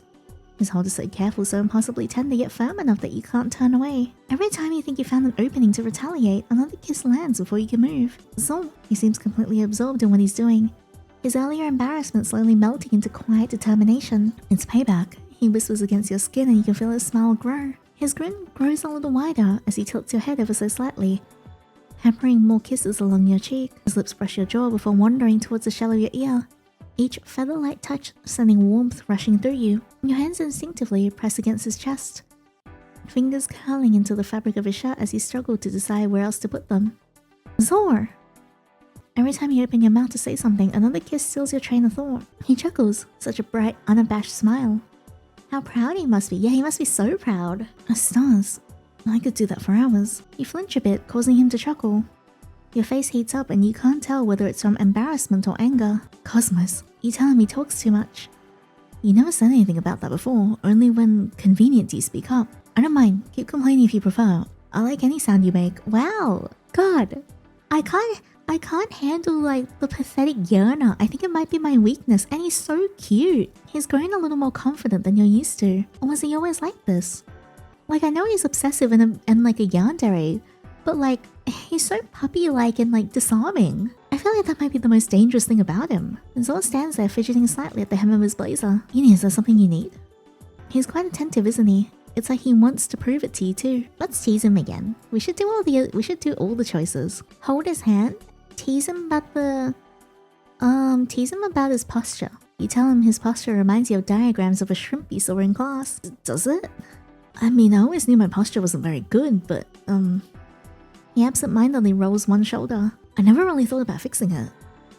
Well, it's just, I don't really like being the center of attention. If I stand up straight, I end up standing out a lot more, so hunching over just sort of became a habit. I wonder how people used to deal with this. Did they have some kind of device that forced your back straight? Maybe surgery, though fixing the curvature of a spine seems more like something you'd have to deal with long term. You raise a hand before poking him in the middle of his back. He instinctively straightens with a startled yelp. For the first time, he's standing at his full height. He's always been tall, even with his usual slightly hunched posture. But standing upright like this, his presence suddenly feels much larger. Large. His frame looming over you in a way it never had before. I guess that sort of works. Thank you. But please warn me next time you do that. Tease him about the ants being better company. You lean in as you're about to whisper something affectionate into his ear. Instead, you lower your voice just enough for only him to hear. You tell him you're only gonna look at the ants from now on. The ants? You nod. He stares at you for a moment, looking both confused and strangely offended. Look at his face. Did I do something wrong? You simply shrug. Yinny. He fidgets with the edge of his sleeve. Can I at least join you? You shake your head, firmly denying his company. The hopeful look on his face falters almost immediately. But can he really not tell you're teasing him? You wait for him to catch on. Instead, his attention drifts back towards the tiny ant colony. I think it might actually kill the ants. You know, the odds of that colony surviving for very long seem low. The gel is probably their main source of nutrients, he murmurs. Zor! And that tank seems far too small to support a colony forever. Eventually, they'll start running into overpopulation problems, and once that starts... And once that happens, things could become pretty bad. Really bad. All I'm suggesting is that it's fine to observe them as a pastime, but getting too attached is only going to cause you unnecessary stress if something happens to the colony. My boy is jealous of ants. And if the population grows too large, I could see you wanting to free them and let them wander around the room, but I have a few counters, opinions as to why that probably wouldn't be a good idea. For example, did you know that ant infestations was something that used to happen in some old Earth households? As much as I agree that they're pretty fascinating, they're still considered pests for a reason. He goes on for a while, muttering with a dark expression. I'm sorry for making you jealous of ants. I truly think it's better if we try and forget about them and only check up on them occasionally at best. You understand where I'm coming from, right? His gaze narrows. They're getting all your attention here. It's a little unfair. He keeps staring at the tiny colony, his expression unusually serious. Zor! So yeah, just a thought. You let out a quiet sigh. It feels a little awkward to tell him that you were only joking. At this point, it's probably better than letting him continue believing he's competing with an ant colony. You were teasing? You give him a small nod. Oh, a laugh escapes him, though it sounds noticeably strained. You got me really good. That was a really funny joke. His smile remains on his face, but it doesn't quite reach his eyes. Oh no. You quietly walk past him again before plopping yourself down beside the ant colony, feeling just a little concerned for its safety after everything he just said. I'm sorry, please Please don't think I was actually going to do anything to them. That was unsettling. Alright, let's hold hands. You continue to close the gap, your eyes locked on his. Zor looks almost cornered now, his back touching the wall. He's caught in a silent struggle on whether he should step back to give you space or stay exactly where he is and risk whatever you have planned. Standing just below him, you lean in, invading his personal space until the heat radiating from your bodies merge. You're so close that your chests almost brush, mimicking the intimacy of an embrace without actually touching. Yinny, the silence between you is heavy, broken only by the thundering rhythm of his heart. You can't help but let out a quiet chuckle as just how obvious his nerves have become, and slowly rises, hovering only millimeters above his. You let your fingertips lightly graze the back of his hand, the feather-like touch enough to send a visible shiver through his entire body. His breath catches. A soft gasp lodges in the back of his throat as his fingers twitch beneath yours. Slowly and deliberately, you slide your fingers between his. You grip his hand firmly, intertwining your fingers. You lace your fingers together with his, giving his hand a gentle but reassuring squeeze. And you smile. His grip is hesitant only for a moment before it timidly tightens around your hand, as though he can't quite believe you're willingly holding it. Just as you think you have him completely subdued, Zor's fingers tighten around yours further. With a slow, deliberate motion, he begins to lift your intertwined hands upward. He brings your knuckles to his lips, closing his eyes as he presses a deep, lingering kiss against your skin. His lips are warm and slightly parted, and as he breathes out, his hot breath fans across the back of your hand. Happy now? He murmurs against you. Zor stands there fidgeting slightly at the hem of his blazer. Yinny, is there something you need? He's quite attentive, isn't he? It's like he wants to prove it to you too. Alright, what else do we do? Let's hug him. You continue to close the gap, your eyes locked on his. Zor looks almost cornered now. He's so nervous. Standing just below him, you lean in, invading his personal space.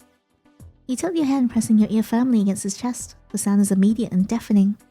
His heartbeat is a frantic, erratic drumming, hammering against his ribs. You can feel the shuddering rhythm of his breathing, shallow and jagged, and his entire frame trembles under the weight of the tension.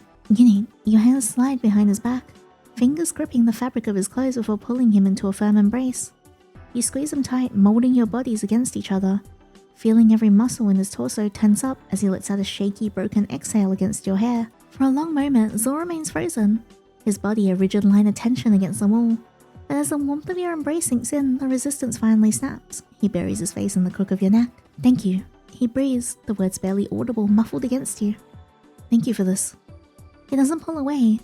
Instead, he lingers there, tilting his head to press his nose deeper into your neck. He takes a slow, deep inhale, his heart rate slowing down as time passes. Ask him how he learned to program. You pick up your tablet and point it towards him. He leans in closer, glancing over his shoulder before lowering his voice to a whisper. You want to know how I learned to program? Yes? I'm a little sus. You can't seriously think whispering is enough to hide what he's saying, right? I can already tell you think I look silly. He says with a dry chuckle. I don't know, I guess I just don't feel comfortable saying it completely out loud, even though whispering probably doesn't hide much either. He lets out a quiet sigh. I mean, they haven't disqualified either of us for it yet, and if I had to guess, as much as the thought scares me, I'm pretty sure they already know. One core rule had been drilled into every student since the day they entered the academy. Never break a data pad. Damaging one beyond use, whether by smashing the screen, destroying its circuitry, or rendering it unusable in any way, was considered a serious offense that carried enough disciplinary points to get you disqualified. Executed. Yet he planted that message on your datapad. And if you had to make a guess, you doubt that that was the first time he's ever tinkered with a datapad. I never destroyed a datapad if that's what you're wondering. I know what I'm doing is reckless, but I guess it was a risk I decided was worth taking. We all have our own ways of making sure we pass our exams here, at least before this program. Passing every exam was simply expected. I'm not really one to judge how someone chooses to survive the term. I mean, it all started with simple curiosity. Computer science isn't part of the examined curriculum, but there were still books about it on the library shelves. I guess I was fortunate enough to have the spare time to read them. If the regular curriculum had been a little more easier for everyone, I wouldn't be surprised if more students end up exploring subjects like that too. That still didn't explain how he managed to hijack something as secure as your datapad. He's definitely hiding something. And this time he meets your gaze with an unusually serious expression. It's as though he wants to tell you, but without saying a word, he makes something else clear. With everything the two of you had shared with each other, this was the one subject that was simply too dangerous to say aloud. And he thinks they don't know. Does he really believe he knows something the academy management doesn't? You met your fair share of verbose people. Calling them confident would be an understatement. But this is by far the most confident you've ever seen anyone. Cocky even. He seems to notice your scrutiny and offers you a small smile. It's not that I don't want to tell you the whole story, but for now it's simply too dangerous. What could possibly be more dangerous than everything he's already told you? If only there was a way to message you secretly, without outside forces knowing. Think. What if we spoke through a code using our mouths? Like if I put my finger in your mouth and each tooth corresponded to a letter. I think you just want to put your finger in my mouth. He pauses, clearly giving the idea a genuine thought. That'd be pretty difficult for an outsider to decipher, right? You let out a quiet sigh. Honestly, it wasn't even that terrible of an idea. Might be a little hard to execute, but still. It just felt incredibly strange. Sorry, I'll think of a better way. I could think of a cipher of some kind. Please don't look at me like that. He just wants to put his finger in my mouth. Alright, last one. You look at him closely, trying to think of something to compliment him on. He watches you expectantly as your gaze lingers, waiting for you to say something. What's at that look? I have a bad feeling about this. You chuckle, stepping onto your toes and leaning close to his ear. You whisper, you love how eager he is to please you. Oh my god, look at him. His expression brightens almost immediately. Yeah, I bet it does. But something else also brightens. Stands at attention. You do, he asks, letting out a quiet sigh of relief. I'm really happy to hear that. I really do want to please you. He suddenly freezes. That sounded strange, didn't it? No more stranger than you've been acting this entire time we've been locked together. He nervously laughs, his confidence evaporating as quickly as it appeared. What I meant was, I'm glad you can tell I'm trying to make you happy and not manipulate you. He winces. Oh, Cosmos, that somehow sounded even worse. He buries his face in his hands. He's so cute. What I'm trying to say is, his words dissolve into an embarrassed mumble, too quiet for you to make out. Then after gathering what little courage he has left, he looks back at you. I would do anything for you, Yinny. And now he's back to being a bit freaky. His voice is barely above a whisper. Truly. Anything. For a brief moment, there isn't even a hint of hesitation in his eyes. And I'm glad you know that. Or at least, he smiles sheepishly. I'm trying to make sure you do. What an absolute freak. I like it. Alright, let's do the other compliment. You love how easily flustered he gets. A deep blush spreads across his face almost instantly. Do I really blush that much? I didn't realize it was that noticeable. It is pretty noticeable. It's also very, very cute. Does he really think that? I just thought, oh no. I figured my face just got a little warm. He rubs the back of his neck. I guess I never really checked in the mirror. The only mirror here is in the bathroom. His voice goes quieter. And you're the only person who makes my face feel warm like this. You can't help but smile. You'd asked if he'd like you to describe what he looks like whenever he gets flustered. You tell him his cheeks always become a much deeper shade. The warmth creeping all the way to his ears and sometimes even down his neck. You continue, explaining that his lips occasionally quiver, tiny beads of sweat begin to form, and that sometimes just standing next to him you can feel the warmth radiating from his face. You can stop now, I think I got the picture. He hides part of his face behind his hand. Please. God, he is so fun to tease though. Alright, let's lower our stress a little bit more. Hello students, please enter the examination pod by 1:30 PM. Failure to enter before the allotted time will result in immediate disqualification and termination of the subsequent student. We wish you luck on the upcoming exams. Uh-oh. Well, I'm not entering the pod. I don't want to go in there. Wait, where is he? Zor? Let's just get this over with, shall we? Hammer and heading at the same time. Tell him to enter first. Sure. Is everything alright? You tell me you just want some privacy without having to use a bathroom pass. I guess. Sure. And then we're not gonna enter. I want to see what happens. I'm a little nervous about it all. I'm gonna read the book. And that will pass the time. A student has failed to enter the examination pod in the allotted time. Student Yinny will be terminated and escorted out shortly. The words settle in, but they don't feel real at first. Then it hits. A cold, suffocating terror grips your body, sharp and immediate like the air itself is thickened around you. I am gonna get every ending though, so don't worry. You can hear the distant sound of Zor banging on his exam pod. Yinny, what happened? Well, I wanted you to live, so... A cold sting crawls along the back of your neck, spreading slowly down your spine. You can't tell if it's your own fear or something else. Before you can react, a dome slides down around your head, sealing you in. So this is it. That moment has finally appeared. You've seen this happen to others many times. You know exactly what comes next. And it's your turn now. No, let me out, please. I feel so bad. He's like bashing on the door. Well, goodbye, Zor. Ending 5. Disqualified. Alright. We'll come back here. I will also go into the pod. I'm gonna try and get a different ending. Oh god. You take your seat. The helmet lowers into position, waiting. This is it. Will you try your best to score the highest? Will Zor be the one to leave? Will it be you? Will you? Your hands tremble. As you lift the helmet and secure it around your head, it locks with a soft final click. Please remain still as we sync your helmet. The thin interface flickers into space inside the helmet. Lines sharpen and text stabilize. Calibration complete. Helmet secured. Your first examination will begin shortly. A digital clock illuminates in front of you. The seconds begin to fall away one by one. There is nothing left to do now but wait. The helmet hums, a low vibration settling against your temples. It always puts you on edge at first, but you know the sensation will fade, drowned out by the exam soon enough.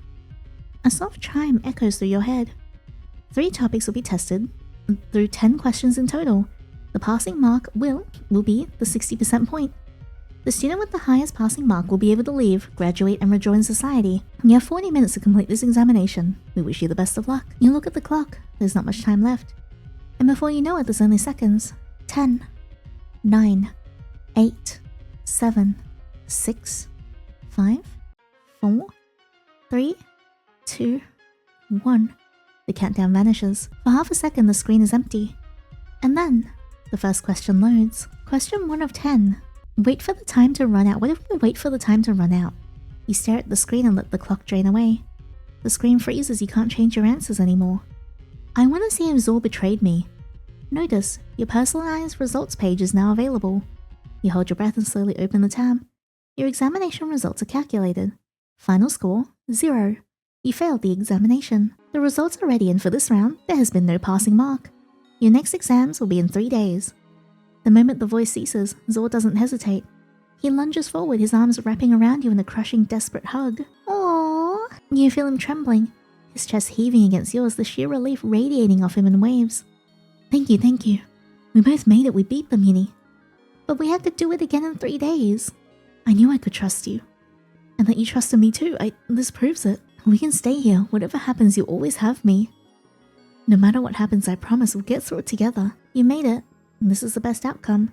The maximum amount possible of people possible are alive. No one will have to die. This is the best outcome. And you're trapped here forever. This is the best outcome. Suddenly you remember reading a certain book a long time ago. The ending in particular struck something in you. You thought it was nonsensical, something completely fictional. Happily ever after. But turns out maybe it was real, and this is your happily ever after. If what they say was true, that they would really repeat the exams for the rest of your lives in case you keep failing together. If the academy keeps you fed, if they provide a bed and the smallest of distractions to keep your minds from rotting, then this is your paradise. Happily ever after. In this small world of just you and him, I couldn't have wished for more. I could? Sounds terrible. He's probably really happy though. You return the hug, squeezing him tight, your fingers digging into the fabric of his uniform, anchoring yourself to the only person you have in this prison of your own making. Ending 1. Prisoner. Okay, this time, instead of locking both of our data pads, we're only gonna lock his. You point to his tablet. You want me to lock up just mine? You nod. Sure. Yinny, could you go to the bathroom for a bit? I'll handle it here. I promise I won't do anything weird or anything like that. I just need to be alone when I do it. I always wonder, why he has to be alone when he does it though. When you return, Zora's already waiting for you. He straightens the moment he sees you, like he's been anticipating this. His expression caught somewhere between nervous and eager, an uneasy smile fixed in place. I'm done. He hands you his tablet. I put a password on it. And true enough, when you try and turn it on, it loads to a password page. It was pretty tricky, but I managed to get it done. I hope you feel more secure now. Would you like to play a game of cards with me? You remain silent. Oh god, I feel bad. Sure, we don't have to do anything if that's what you like. But, I'll be here if you change your mind. Oh, I feel terrible. Use desk. You go towards the table. Take out your data pad. You take out your data pad. Now we're gonna have to try and study. Okay, stress is up a little bit. You're too exhausted to study. Damn, okay. Alright, we're gonna have to go and... You close your data pad. I'm gonna have to go and de-stress a little bit. We don't have to pass with flying colors, but we have to at least be able to get a passing grade. So I'm gonna mess around with the stress ball just to try and lower my stress. As the light dims, Zor stands up from where he's been. He stretches slightly, then walks over to the bed and slips under the sheets. I think I'm gonna head off to bed. I can take the floor if you like. You can take the bed. You give him the okay to sleep on the bed. Thanks, Yinny. He gets on the bed, slipping under the bed. I'm gonna use the last amount of my stamina to do a little bit more study. Alright? Zor's trust has gone down a lot, and I feel bad. Okay, I've mastered one topic. So, You close your data pad. Alright, let's get into bed, because there's not really much we can do. Unless we can use the last half hour to lower our stress. Alright, our stress is down, and we're gonna get into bed. Zor lies on the bed, flat on his back, hands folded neatly over his chest. Eyes open and fixed on the ceiling tile above. You slide under the sheets beside him, sleep away from him. Yinny, I'm sorry about today. I might have gone a bit overboard with everything. No, you're fine. I just feel bad. I'm so overwhelmed right now. It's making me more and more convinced that this must be a punishment of some kind. And that maybe I deserve it. You can feel his body tense as he begins to sob. You don't deserve this. Being trapped in here with me. And we can't even console him. Remain silent. He continues to sob, mumbling apologies. This continues on for some time before you fall asleep yourself. The artificial light slowly seeps through your sleep, pulling you awake. Zora's already awake and he's staring at you just like yesterday. Good morning. Remain silent. You give him a small nod. Sorry about last night, I shouldn't have cried like that. He fidgets slightly. But yeah, the memory of last night surfaces. Your data pad. Are you alright? You nod, slowly sitting up. A chime sounds through the room. And today is the day of the exam. Well, we're gonna have to use our remaining time to hopefully master another topic. Laws of the universe, logic, and humanity. Humanity proficiency is very, very difficult. Okay, a chime rings. Hello students, you have approximately 2 hours until your exam. Please be sure to consume your allocated rations before the examination begins. Is it alright if we have lunch together? He brings both trays back and sets them down on the desk and waits, patient and a little tense. You see no reason not to, and you give him a nod. His trust is back all the way back down to 12. Alright, it's exam time, but I'm gonna take out my data pad and see if I can get more study time in. Yinny, what are you doing? Time's almost up, we both need to be inside the exam pods by now. You're coming, aren't you? You can tell he almost regrets asking the moment the words leave his mouth, as though simply asking creates a possibility of an answer he desperately doesn't want to hear. Sorry, that was a silly question. Come on, let's go in, and don't even think of leaving me like that. Excuse me? Before you can respond, he gently grabs your wrist and pulls you towards the examination pod. What happens if you refuse? You refuse to enter and continue to stand in front of the pod. Zor stares at you in disbelief. What are you doing? You don't answer and instead you continue to stand there. No, Yinny, you're not doing what I think you are. Don't try and be funny with me. It's not funny, Yinny. Are you really not gonna go in? You tell him you won't enter. Yinny, I would never force you to do anything but this. I can't let you endanger yourself like that. He quickly closes the distance between you and before you can step away, his hands clamp tightly around your arms, far rougher than usual, enough to make you flinch. Please don't do this to me, Yinny. Before you can react, he forcefully pushes you backwards towards the examination pod. You stumble as the edge of the doorway hits your back, and he immediately forces you the rest of the way inside. What the hell? For a moment, his grip lingers like he's afraid you try and run the second he lets go. This is really sad, because he knows you've been studying, he's seen you study. And despite that, he would rather you live over him, so he's forcing you into the pod. I'll see you after the exam. He knows we're not gonna see him. I hate this. I love the game, but like the emotional turmoil is hurting. Will you try your best to score the highest? Will Zor be the one to leave, or will it be you? Alright, let's do our best. Well, I got 6 questions correct, so I think I passed. You hold your breath and slowly open the tab. Your examination results are calculated. Final score, 60%. You pass the examination. I hate this. Congratulations, student Yinny. You successfully scored the highest passing score. You've earned your right to graduate and rejoin society. Student Zor will be terminated and escorted out shortly. I'm so sorry. Yinny. He grabs your shoulder gently, shock plastered on his face. Yinny, I'm so sorry. Oh, I feel terrible. A dome engulfs his head. He doesn't stop gripping your shoulder. Please don't leave me. Say I love you. This is the worst. You're so cruel. I love you too. Oh my god. He lets go of you. It all went by so fast. You did what you had to do to get out of there alive. Were you truly wrong for wanting to leave? Was he right that staying was the best course of action? Or did he always want it from the start? Does it even matter? Maybe, just maybe. You could maybe argue that it changes things. Maybe it would have made you justified in leaving him to die. But in the end, it doesn't matter, does it? Because the outcome would always still be the same. You wonder, when you look outside the window to the great expanse, will you be able to see him? The cold vacuum mummifying him, preserving his body for who knows how long. Another fleeting object in the universe. Graduate Yinny, please prepare as we begin to escort you back to society. Ending. Prisoner of survival. I'm sad. Alright, we're back here, and let's try again. This time we have to get him paranoid. You jolt away from him as fast as you can. As you shove yourself back, you realize you're teetering on the edge of a bed. Before you can fall, he grabs you, pulling you away from the edge. You end up against him and he lets out a shaky breath. Stars, that scared me so much. I'm just glad you're awake. As his words trail off, his face quickly reddens and he pulls away from you. Now that the grogginess is cleared, a quiet unease begins to settle in. Oh, sorry Zor, this is when I start making you paranoid. Ask him how he knows you. You gather your courage and decide to stop avoiding the question. He goes pale for a moment. Well, I think it's more that you don't know me. I tend to blend into the background. And we had a class together once. Back in year 7. I wouldn't be surprised if you don't remember. We were only 7 and I never got the courage to speak to you. Please don't look at me like that. I just have good memory, I swear. He says with a dry chuckle. Anyway, he's so cute though. Time to study. Zor seems paranoid. Zor trust -4. God, I feel bad. Hate that we have to remain silent. I can't even be nice to him. Remain silent. Zor takes the floor. It's okay. I'll just take the floor. I'm so sorry. He looks away as he takes a pillow and places it on the floor. That doesn't look comfortable at all. Oh my god. Oh, I feel terrible. Can I just approach him? I feel bad. Zor lays on the cold floor. His eyes are closed shut, but you're pretty sure he's not asleep. Invite him to sleep on the bed and leave him to sleep. You decide to not disturb him. Well, time to study. We've mastered humanity. And now we'll do laws of the universe. You close your data pad. He's back to being paranoid. And then we'll de-stress ourselves. And then we'll get to bed. Sleep until tomorrow. You slowly close your eyes. Okay. This is when he puts something on our data pad to try and see if we're gonna leave him.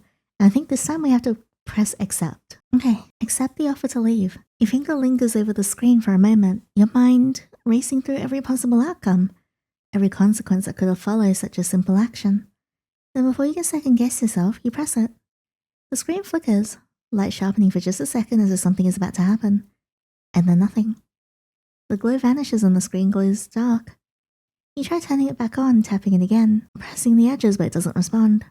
It's as if the message was never there to begin with. You tend to look at Zor undisturbed, his breathing slow. He's still alive. A strange weight settles in your chest, something you can't quite name. And after a moment you climb back into bed, the sheet's still warm. The next morning, Zor is already awake and he's standing at the corner of the room. Good morning. Remain silent. You give him a small nod. I only woke up a little before you. I didn't want to wake you. I hope you slept well. A chime sounds through the room. Alright, I skip forward a little bit. We've been now given back our bathroom privileges on day 2. And he's now gone back to the conversation where he thinks the academy is trying to pit you against him. And him against you. At first I thought it was just a mess with us, but no, it's more deliberate than that. They wouldn't give me the advantage because it wouldn't push anything forward. I still say we should fail together. You'd feel safer not trying. This doesn't create a conflict. But this does exactly what they want. It puts us against each other without saying it outright. Did I make a mistake? Make it so obvious that I'd be willing to fail for you. No, sorry, I really need to stop thinking like that. You can do what you like. It's not like you needed my permission, but I think He looks as though he's distracted. Sorry, I just need some time to think. You nod and begin leaving the bed. I don't think he's doing too well. Zor doesn't look groggy at all. If anything, he seems alert. He's biting his fingers just standing there looking deeply contemplative. Every time you turn your gaze from him, you swear you can feel his eyes on you. As though he's analyzing you or maybe debating something. It fills you with a sense of unease.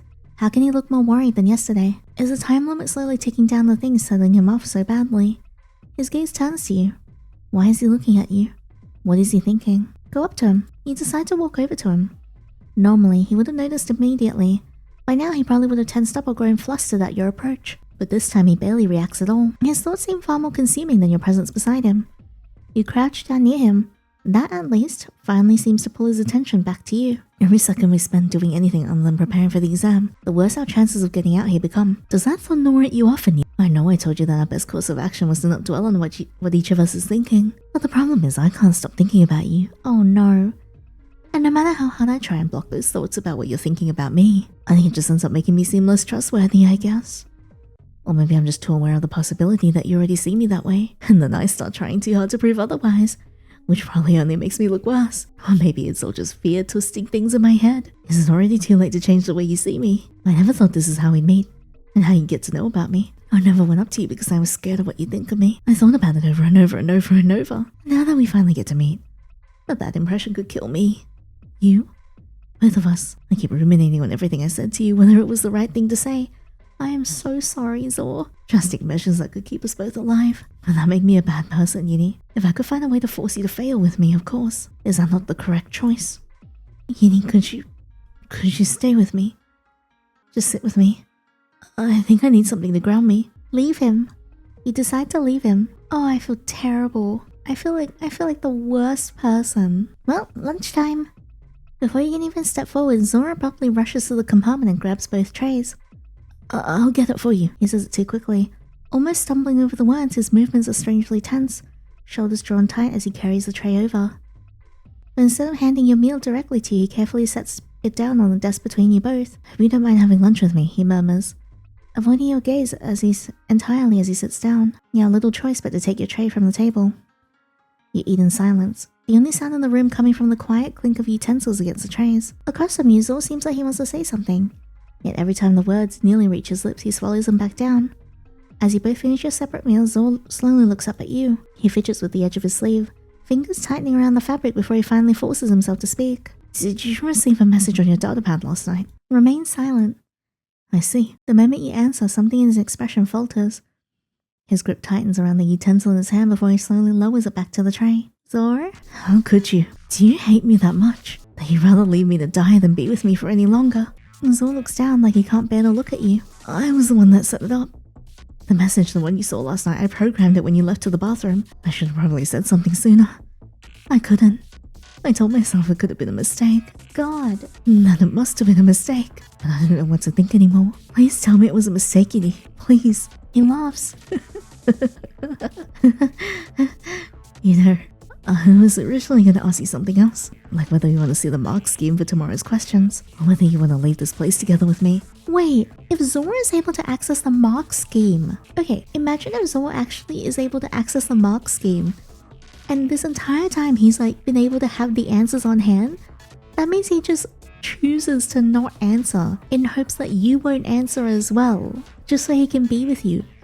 Because he doesn't want to kill you, he doesn't want to die, but he wants to stay with you. If he does indeed have the answers and it doesn't just blank out to like nothing like it does with the escape option, that would be so sad. But I knew this is probably the most important question I could ask instead. You really would leave me here to die? I don't know what to think. He sobs. And the worst part is, I can't even bring myself to be angry at you. You're probably terrified of all this, of being trapped here and being stuck with me. Nobody would want that. I should have accepted it from the start. This is a punishment for both of us. For you, it's being trapped here with me. And for me, it's being forced to face the truth. That I really am nobody and that's where I belong. And honestly, I don't think I would have minded being that kind of person either. But in a place like this, they don't allow people like that to exist. I shouldn't have set it up. It was a mistake. I shouldn't get angry at you either for choosing freedom. But I would have died if it were real. No, it's messing with my head. It was a mistake. I never should have set it up. I'm sorry, Yinny. It's not your fault. It's theirs. I'm sorry I'm acting this way. Oh, jeez. I feel so bad for him. I want to hold his hand. You don't deserve this. If there was only a way that I could guarantee that you would fail with me, then you wouldn't be scared, right? Then neither of us would have to die. Are we really going to have to compete? You're going to try and score the highest? And you're going to kill me? He heaves, trembling. I don't want to die, Yinny. And I don't want you to die. Wait, this might work. Why didn't I think of this sooner? What if I just take your datapad away? Cosmos, mine too. Will it really work? You've already spent time preparing. Does he think it's not enough for you to pass? Or is he just ignoring that fact? Yinny, I'm not going to force you into anything you don't want to do. But I can only wait so long for you to make your choice. And it is your choice. Because if I know you're trying to leave this room, I won't stop you from preparing. But I also can't just sit here and refuse to fight back if it means staying alive. I'll give you 30 minutes to make up your mind. Oh, God. I'm gonna de-stress a little bit. Zor walks towards you. I guess that settles it then. We're officially competing against each other. He looks down, his expression falling. Is it my fault? If it was someone else in this room, would you have chosen differently? I'm gonna start preparing. The words come out quieter, more resigned than determined. I'm going to warn you though, Yinny. I won't go without a fight. If you fully decide to go against me, then I have no choice but to give it my all too. And I don't think you understand. This isn't something you can beat me at if you force me to compete. I really don't want to do this, Yinny. I really don't. so take this as a warning. He turns away from you, shoulders slumped, the earlier tension replaced by something heavier. As he walks off, you hear him mumbling under his breath. If you ever change your mind, I'm willing to lock both of our data pads away. Well, he's here studying now. You walk towards Zor. He seems to be looking down at his notes on his data pad, though his attention is clearly torn when he notices you walking towards him. He looks both guarded but also a little expectant. Leave. You see his disappointment when you leave him. I am so sorry. At least there's another ending where we can just give him the data pad. Sorry, but I'm taking the bed. I can't afford to be sleep deprived tomorrow. You're free to join if you don't mind. My god. Alright, you close your data pad. I feel like to compete against him, we need 100% in everything. Well, bedtime. Sleep till tomorrow. You decide to call it a day, and you slowly close your eyes. The artificial light slowly seeps through your sleep, pulling you awake. You wake up to find that Zor has already left the bed. Sitting up, you see him sitting across the room at the desk, preparing for the exam. You get out of bed. A chime sounds through the room. Well, exam is at 2 today. Well, now that all 3 topics are mastered, I'm gonna go and lower my stress as much as I can. Zor swiftly grabs his lunch and places a tray onto the floor by the side of the room, before leaning back into the corner. He eats alone. Yeah, he does not want to speak with us, and I don't blame him. Where even is he? Oh, he's there. Eat lunch with Zor. Zor sits hunched, slowly eating his meal. You decide to sit opposite to him. You both sit in silence. Eventually, he does say something. Good luck on the test today. You don't respond. Let's talk to Zor before we enter the pod. He looks dejected. But then you catch him glancing at you, and slowly, almost hesitantly, he starts walking towards you. Are we really going to compete? This is really sad. His voice is quieter now, less certain. Can't we just shake your head? Can we really not? He takes a shaky breath. Please, Yandere, I've been thinking about this all night. I can't be the one who kills you. His voice falters, barely holding it together. Please, let's just call a truce for now. We can find another way. There has to be something we're missing. Please, let's trust each other. I mean, even now, you can't trust me though. What if I agree? Is it really not too late? You tell me you try and fail the test. He goes still, then quietly. Okay, I trust you. He doesn't look at you when he says it. After a moment, he turns and walks towards his examination pod. His steps slow but deliberate. I feel like I just lied to him. Alright, let's go in. Okay, we put in a lot of work, but to get this ending, we have to wait for time to run out and fail the exam. Final score, 0. You failed the examination, or achieved a passing score. The realization makes your stomach sink. Congratulations! Student Zor, you have successfully scored the highest passing score. You've earned your right to graduate and rejoin society. Student Uni will be terminated and escorted out shortly. The words settle in, but they don't feel real at first, then it hits. A cold, suffocating terror grips your body, sharp and immediate, like the air itself has thickened around you. I didn't want... Zor doesn't look happy. If anything, he looks even more shaken than you. Yeah, no, this is going to mess him up so badly.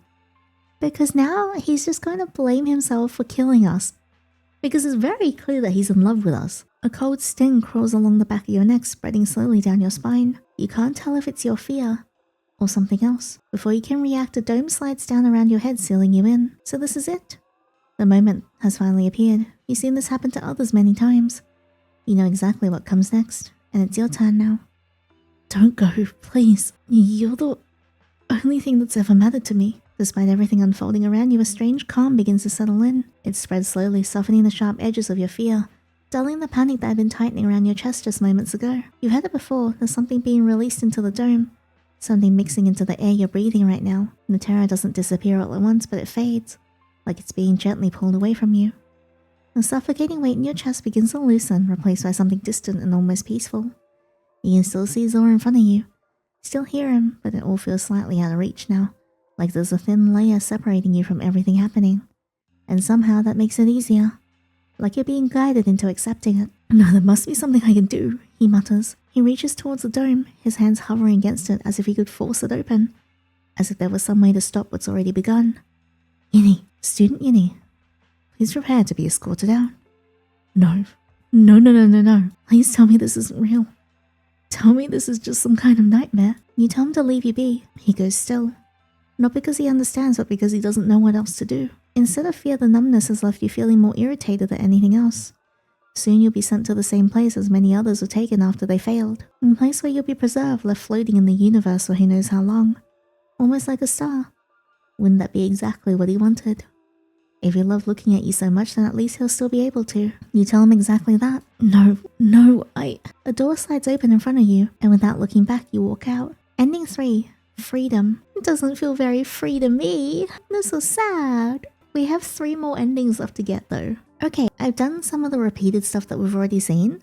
But basically this time, instead of being mean to him and trying to leave the room and pass the exam, but this time instead of being mean to him and making him paranoid, what we have to do is be really nice to him and get close to him, but then get onto the competitor route by either studying a lot or accept the offer to leave the room. And I accepted the offer to leave the room yesterday, and then we wake up to this. He stares at you, a hurt look in his eyes. He doesn't say anything. The memory of the data pad surfaces.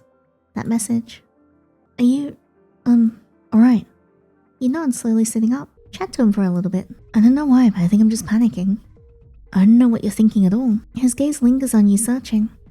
All those years I spent watching you. You're always a mystery, and that's what kept me watching. It's still what keeps me watching. His voice softens, more conflicted now. But now it's the reason I can't keep you safe. You sit next to him in silence. Although he doesn't seem fully at ease, his breathing is more even than before. Where is he? Maybe I can find him and hang out with him for a bit. Right, this is where he confronts you about accepting the offer to leave the room. Ooh, nod. I see. Do you hate me that much that you'd rather leave me to die than be with me for any longer? I'm sorry. Is there a way for us to fix this? We've already seen this conversation before. So I'm gonna skip forward a little bit, and now he wants to take your data pad away. Wait, this could actually work. What do you think, Yandere? Just give me your data pad. I'll make sure neither of us ever touches them again. It's a truce. Oh god. Okay. He still seems relaxed and he trusts us though. It'll give us 30 minutes to make up our mind. And this time, I'll give him the data pad, and we'll see what happens. You decide to hand him the tablet. Despite how much you prepared for the exam, is it really not too late? Will he actually accept this truce? At this point, it almost feels pointless, doesn't it? Zor takes it while avoiding your gaze the entire time. I know what you must be thinking, Yandere. It's not too late to make a truce possible. It's not too late. I won't let it be too late. Now, while you were preparing, I was doing my own preparing. It's not too late for a truce. I won't let it be. Even if we destroyed every data pad right now, you'd still have the ability to try and pass the exam. That can't do. We can't have that, can we? That's a risk to both our safety. If any of us tries to leave. I have one suggestion. I remember a rumor back in school. If someone wanted to make sure another person failed, they'd go as far as breaking their fingers so they never get the chance to answer the exam question. Zor? You already know where he's going with this. We don't have to break anything permanently, but I may have a way to sprain our fingers. I can sprain your fingers and you can sprain mine back, or I could do it myself. Oh wait, we should do it together. I don't want you thinking I'll backtrack. I was trying to think of ways to blind each other, but they're all too dangerous with serious risks of infection. How about this? You sprain my fingers, maybe even break them if that makes you feel better. I should have locked the tablets from the beginning, shouldn't I? How can we sprain each other's fingers at the same time? Think. Listen, Yandere, I'll make it as painless and clean as possible. I can even sprain mine first. I still have an idea for how I could do yours cleanly without needing to use my hands. I promise they'll heal.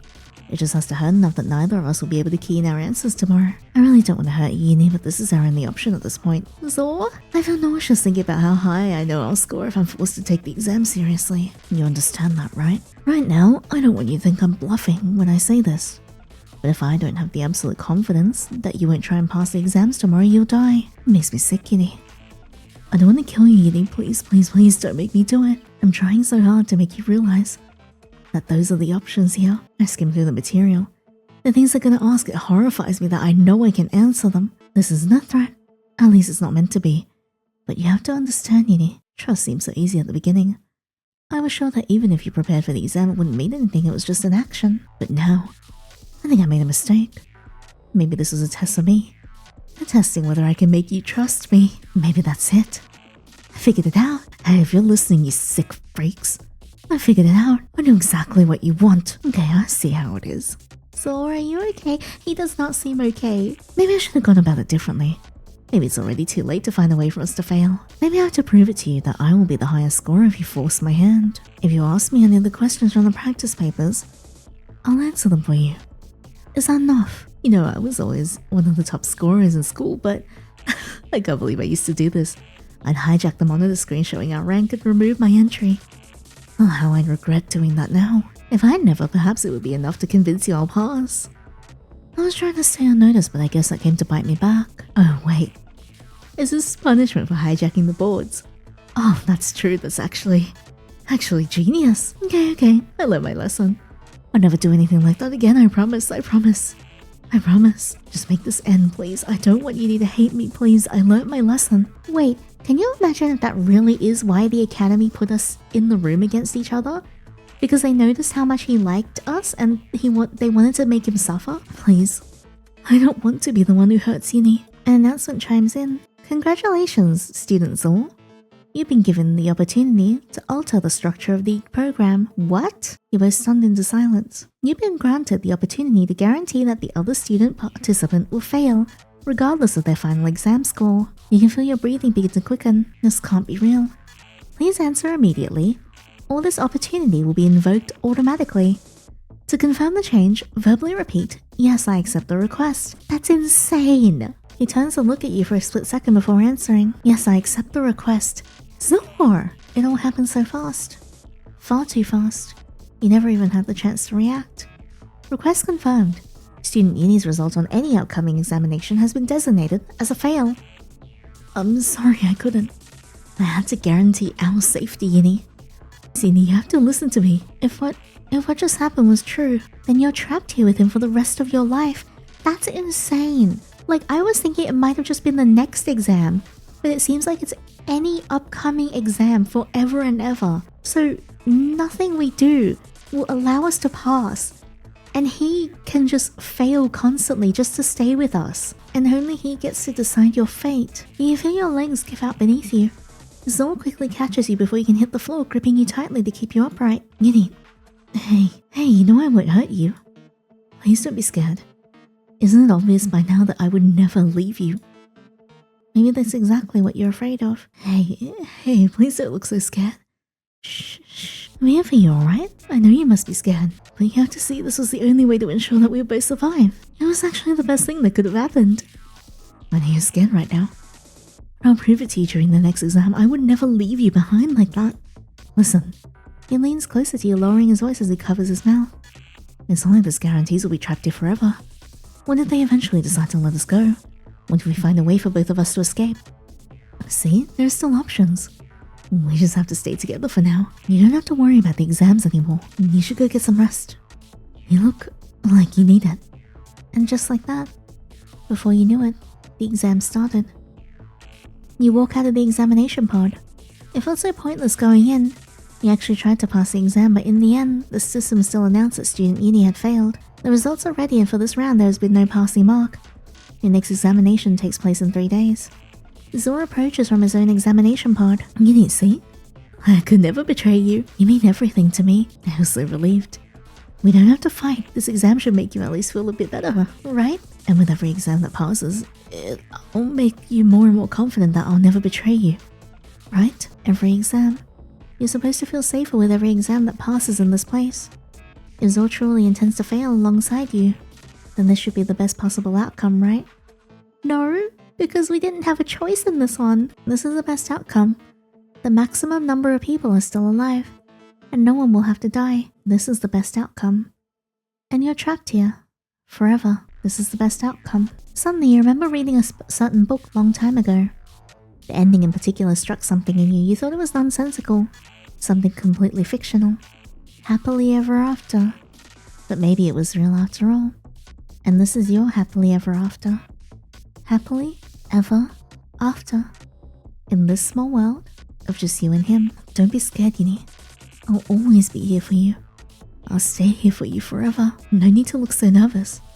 Please don't make this any harder than it has to be, please. I'm doing my best. I really don't want you to hate me. Do you hate me, Yinny? Did I ruin it? Shake your head. You were too afraid to answer him. You don't want to know what happens if he gets angry at your response. Will he decide to pass the next exam? How are you going to stop him? If you make him mad, he can decide to leave you at any moment. This is terrifying. Yeah, we're basically just walking on eggshells because our life is in his hands. Your life is his now, and yet something inside you compels you forward. Slowly and tentatively, you step towards him and wrap your arms around him, resting your head against his chest. You might not have to take the exams anymore. But somehow Zor has become the exam that replaced them. That's terrifying. I don't hate you, Zor. The relief on his face is immediate. Thank you, Yinny. I love you so much. I can't believe I actually said it. So you love me too, Yinny? Oh no. You tell him you love him too. Ending 2. The best outcome. That was terrifying. Okay, now with 2 endings left to get. This time we are still on the competitor route, but his trust is higher and he's not paranoid. And instead of giving him the data pad like we did for the last ending, this time we keep it and then we have to pass the exam.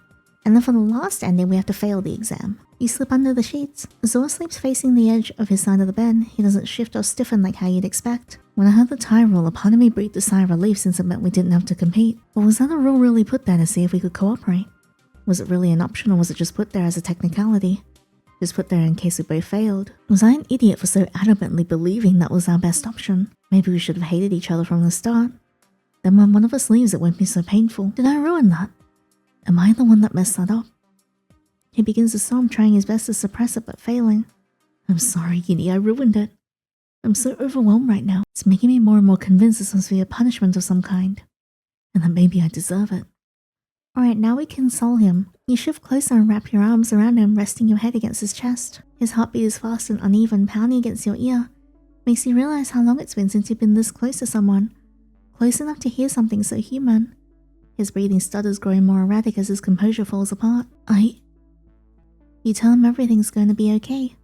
And for a moment he freezes like he doesn't quite know how to respond. Aww. Then his arms wrap around you suddenly, tightly pulling you closer like he's afraid you might slip away. His face presses into your hair and his voice muffled.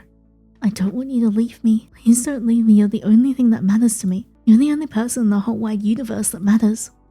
I don't want you to hate me. Can we stay like this forever? Please. You nod against him. His grip tightens for a moment, then slowly softens. His breathing begins to even out in uneven steps, the sobs fading into quiet, shaky inhales. Thank you. He shifts slightly so you're more comfortably held against him. One hand resting protectively at your back, the other lightly gripping your sleeve as to make sure you're still there. Neither of you moves after that, and like that, held tightly in each other's arms, the two of you drift into a quiet, fragile sleep. You can feel Zor shift out of bed, trying his best not to disturb you. Oh, you're awake. Thank you for everything last night. I wish you luck today, Yinny. You get out of bed. Yinny. He looks down, more tired than nervous. I think I have something to tell you before we get in the exam pods today. I'll be at the other side of the room if you want to hear it. He walks off. Alright, let's head over. I'll try and keep this short. I'm only saying this because either of us could die today. I've always wanted to tell you this, I just never got the courage to. I needed it to be perfect. The last thing I wanted was for you to see me for my mistakes. After everything we've been through, I think it's too late for that now. I think I made a mistake. I was so determined to find absolutes that I should have realized the whole point was that there are no absolutes. There was a win condition that wasn't elaborate, we just had to trust each other. It's so obvious, but it felt impossible for someone like me. And that feels even more impossible. Anyway, at least this gave me the courage to finally tell you this. All my life, I only ever cared about myself and my own survival. It's all I wanted for so long and I was miserable. But you made me realize I could want something else. I wanted to see you happy. He begins to sob. I still do. That's what I've been trying to do. I failed you, Yinny. I love you, Yinny. I'm so sorry. Love. You've heard that word in class before. Mostly in literature. In situations that never felt real enough to understand. You're not sure you'd fully understand it now. But something about hearing him say it to you feels strange. Different. Your chest feels tight and your thoughts harder to sort through. But he looks so dejected here.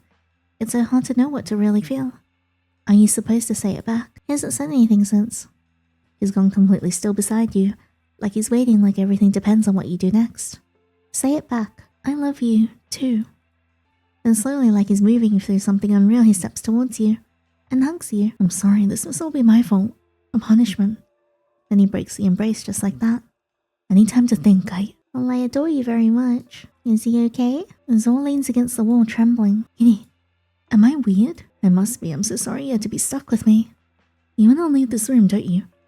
I'd do anything to make you want to stay. Tell me, what do you want me to do?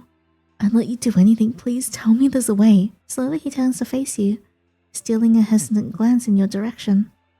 Are you mad about the message I put up the first night? You give him a small nod. You can see him shiver as tears gather at the corners of his eyes before finally spilling down his cheeks. Yinny, please, I'm so sorry. Please forgive me, please. Please, please. I'll let you do anything to me. I'd do anything. Tell him to fail. I don't want to do that.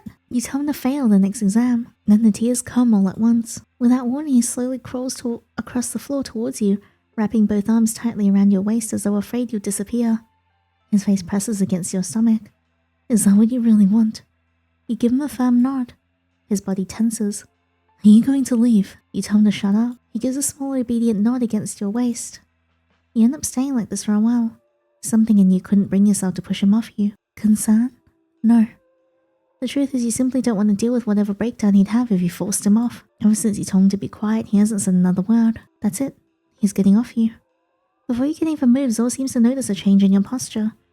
He flinches as though he can see your growing impatience. His arms instinctively tighten around your waist.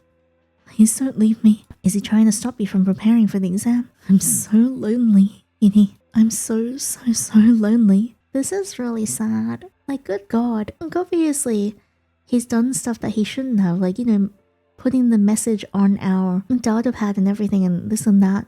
But at the same time, both of us have been brought up in this environment by the Academy, who only regards us as experiments and less than human and disposable. So it just becomes very sad to see that both of us are the product of a much more powerful entity manipulating us like play pieces. And we act based out of fear and paranoia because that's how they brought us up. And in a way, our responses have been conditioned since birth by this Academy to the point where you can also kind of argue and question, like, do we really have autonomy here?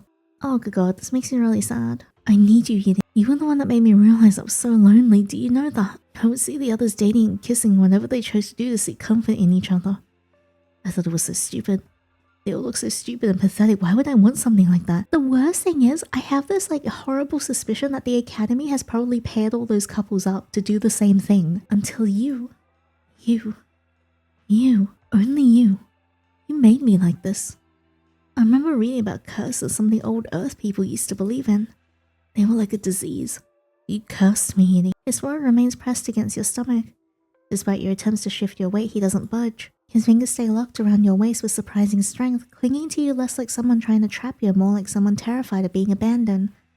Like, yes, Zor should not have tried to manipulate you by putting that message onto your data pad. But at the same time, I am also speaking from the perspective of someone who was not brought up in a sterile environment by a manipulative entity that has shaped me in the way that they want to. So his response, coming from a place of fear and coming from a place of just pure paranoia, despite knowing that it is something incorrect, and also coming from a place of like sheer survival, it's just really sad. But he's still trapping you nonetheless. Yeah, it's like, good God, he should not be doing this. But then you also have to have empathy regarding the fact of how he's been brought up and how you have been brought up in this environment. It's like two things can be true at once. You can have empathy for victims, and victims at the same time can also perpetuate horrible things. It's always like that with him.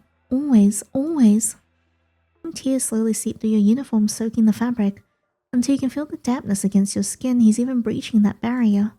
It's suffocating. Please, Yinny, I don't care how much you prepare for the exam. Neither of us can undo what has been done, but please. I promise I'll fail the exam, I promise. Can we stay like this just a little longer? God, I'm really liking this game, but it's making me very sad for both of them. You glance down at him. His forehead is still firmly pressed against you, but now he slowly tilts his hand absent-mindedly rubbing against your stomach. He looks ridiculous. What is he doing? Is he trying to restrain you?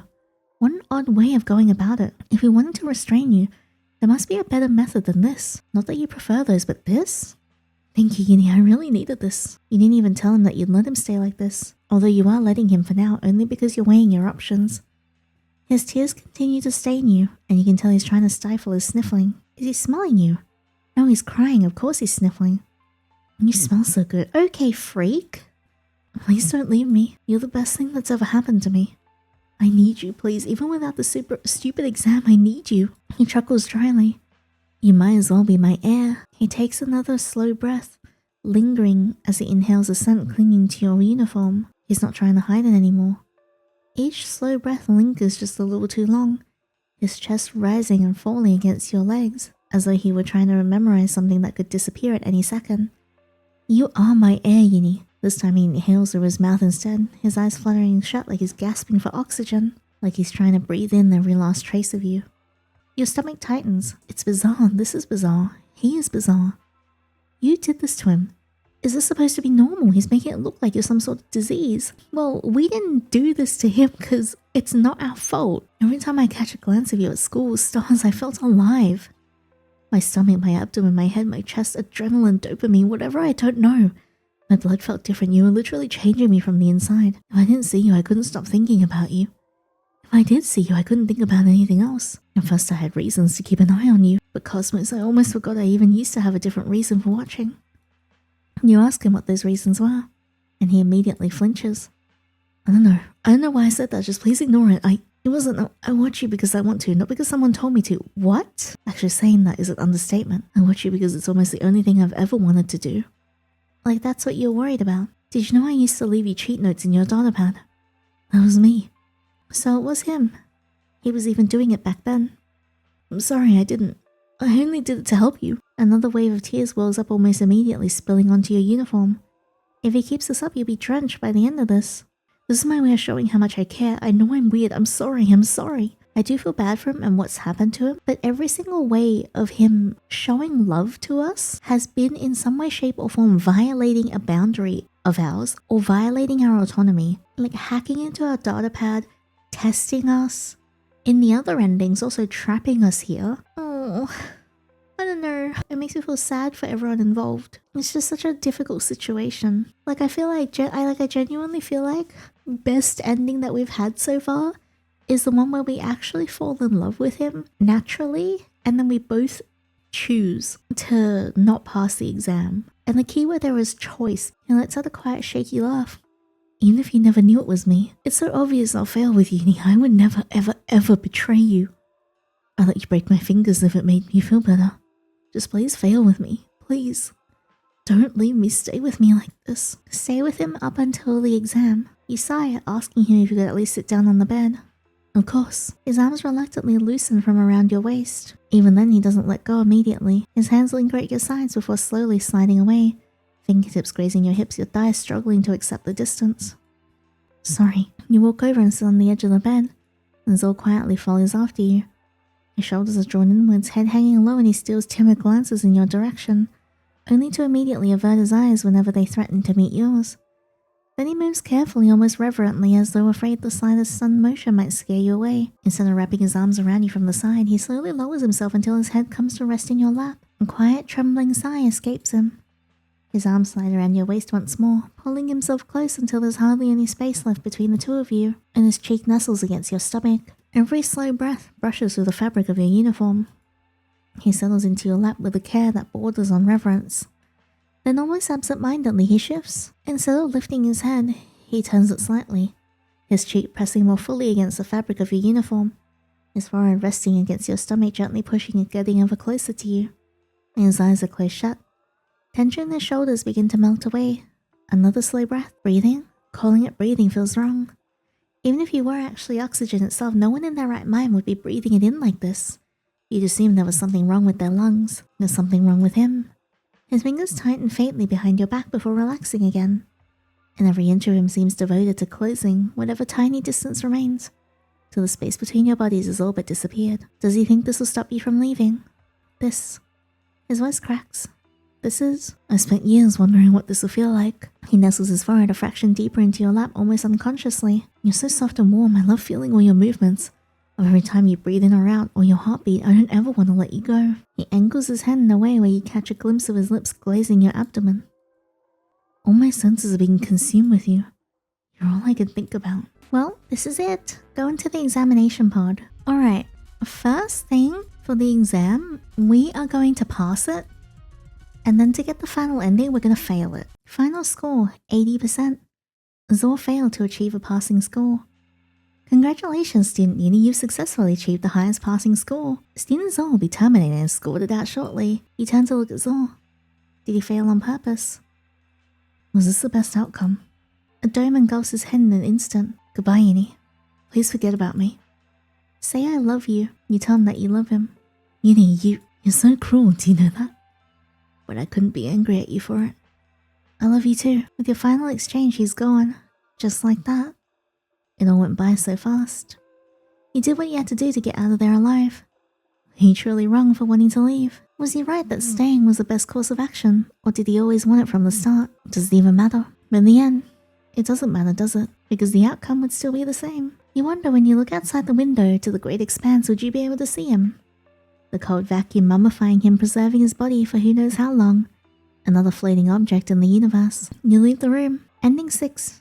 Prisoner of Fate. Alright, time to get the last ending, which was ending 7 because we just got ending 6. This time, we're not even going to try, we're going to fail the exam. Wait for time to run out. You failed the examination. The results are ready and for this round there's been no passing mark.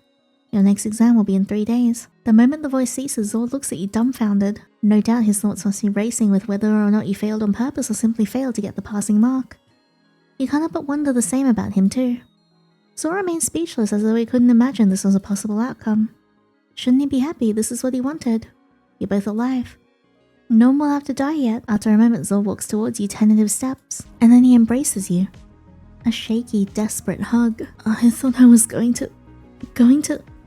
He begins sobbing. I don't know what to feel, Yinny. I don't want you to leave. I really don't. Please, let's not distrust each other anymore. This is the only way we can both make it. Just stay with me. Please. Is that really possible now? With your trust worn down this far, maybe the fact that despite everything you still chose to trust each other means that this is the best outcome you could have hoped for. But can this really go on? If the academy keeps you fed, if they provide a bed and the smallest of distractions to keep your minds from rotting, even then will you be able to truly trust each other? You return the hug, squeezing him tight, your fingers digging into the fabric of his uniform, anchoring yourself to the only person you have in this prison of your own making. Ending 7. Trust. And that is all the endings to Prisoners. I really love this game, and I feel like there's a lot of complexity that we should talk about a little bit before I end the video, but I think this is a very, very sad game. I want to start by saying my discussions about Zor in regards to being brought up in this environment and a lot of his responses being based off of fear and potentially and most likely the conditioning that he's received by being brought up in this place doesn't remove the fault from his actions, because in ending 2, where he straight up just makes it so that you permanently can never pass a single exam and then rendering your life in his hands only, is a very selfish choice. Yes, he made it based on fear, but however it is entrenched in an obsession and unhealthy adoration towards you. And at the core of it, despite him thinking that he's doing a good thing, that he's protecting you and protecting himself, he's still taken away your autonomy. Like I said before, he definitely needs to take responsibility for the very toxic behavior that he's emanated and has perpetuated in many of these scenes and throughout the entire game. However, I do have immense sympathy for both him and MC in being raised in a very callous and clinical environment that is run by an academy that very obviously disregards the students' humanity in order to ensure humanity's survival, with some of the punishments and some of the methods being so incredibly macabre and dystopian. I almost wonder whether this is actually for the survival of humanity, or is it more similar to like an alien stage type of situation, in which, yes, the survival of humanity might be like a part of it, but in a way, this is also entertainment for someone who is significantly more powerful. And that's something that makes me feel a lot of heartbreak for both Zor and the MC in this case. Zor definitely fits the archetype of Yandere love interest, especially with the whole like, oh, let's break our fingers, maybe I'll break your fingers, and also just the sheer disregard and like robbing of your autonomy and like your freedom of choice. But this is done so well in that I think this is just sad. Like, it's very heartbreaking, it's very, very upsetting. And you almost like want to wonder, because it's like, it really doesn't seem that Zor is a bad person at heart. And you really just have to feel a lot of sympathy for everybody involved here. Because like, although there is still a lot that I don't know, like I don't know the extent of how the academy has actually brought them up. I don't know the extent of like the academy's conditioning on both of them. But like, I know it is there, I know it is present. And being brought up in that environment from like such a young age, because Zor has mentioned that like, you know, they were even like in class together when they were 7 years old. Being conditioned from that young age, it really does take a toll on you. But I really question the extent of which we can make an argument that even Zor hasn't really been given the chance to develop on his own into the true person that he should have been, because he is in such a closed environment alongside you. And it just makes me hope and wonder, like, what would Zora and MC be like if they were able to grow up in like a society like ours? If they were able to make connections on their own, have parents that cherish them, and be able to experience the world in a way that isn't restrictive and doesn't perpetuate fear and control and paranoia for the sake of a sterile version of altruism that's being pushed down by someone more powerful. Even just thinking about that just makes me very, very upset. But yeah, no, several things can be true at once. Zora definitely is exhibiting unhealthy behaviors. Zora definitely has a part in taking away your autonomy and pushing you into a situation in which you have no choice and robbing you of your freedom, which is very, very bad. However, Zora at the same time has been raised in a very hostile environment, manipulated by a much more powerful entity, in this case the Academy, as well as you as well. You are both essentially conditioned subjects operating in what almost seems like an experiment. And in that context, you can then argue that you and Zorn have never really had true autonomy at all. That just makes me sad. Zora's actions were not right. However, I feel immense sympathy for the situation that both the MC and him were put in, and the circumstances that they were subjected to. I don't know. I just want to give them both a hug. I wish that they could be able to grow up in our world. But yeah, this was such a good game. I really, really enjoyed it. It definitely made me think a lot, and I like games that make me think a lot. I think it was a wonderful dystopian setting as well, because in a lot of dystopian settings, like for example, cyberpunk, people still have their own agency and their own free will, and they're able to go out in society and meet people and form their own identity. However, in this game, in Prisoners, it almost seems like the identity for both MC and Zora has been curated by the Academy as much as they can, and then tested in these lab environment settings with like exams and everything. And it just makes me sad. But yeah, brilliant game. I really, really loved it. The art was gorgeous. I really like the art direction of this as well. Like even just the clinical white color and the sparseness of the room, the way that the furniture is designed, the uniforms as well. I feel like it's definitely reinforces the whole like stripping away of the identity, making people conform to what the Academy wants to do. And I think like the pure white clinical aesthetic and the uniforms that we are forced to wear are very, very good visual indicators of that being pushed not just through narrative but also through the art direction as well. But yeah, this game has made me very, very excited to play Last One Standing Academy. I'll definitely be checking it out and wishlisting it as well. And I would highly encourage everybody in here to do so as well if you enjoyed Prisoners. I'll make sure both Prisoners and Last One Standing Academy are linked in the description box below. So if you would like to support the developer, you can either download Prisoners and check it out in the meantime, and you can also wishlist Last One Standing Academy as well. Thank you so much for playing this with me. I really adored so many aspects about this, and I had a wonderful, wonderful time. If you guys did like this video, please give it a thumbs up and subscribe so you don't miss out on the next part. And if you would like to support me, my Patreon is linked in the description box below as well. Supporting me monetarily is not mandatory, but it's always very appreciated. Anyway, thank you so very much, as always, and until next time, take care.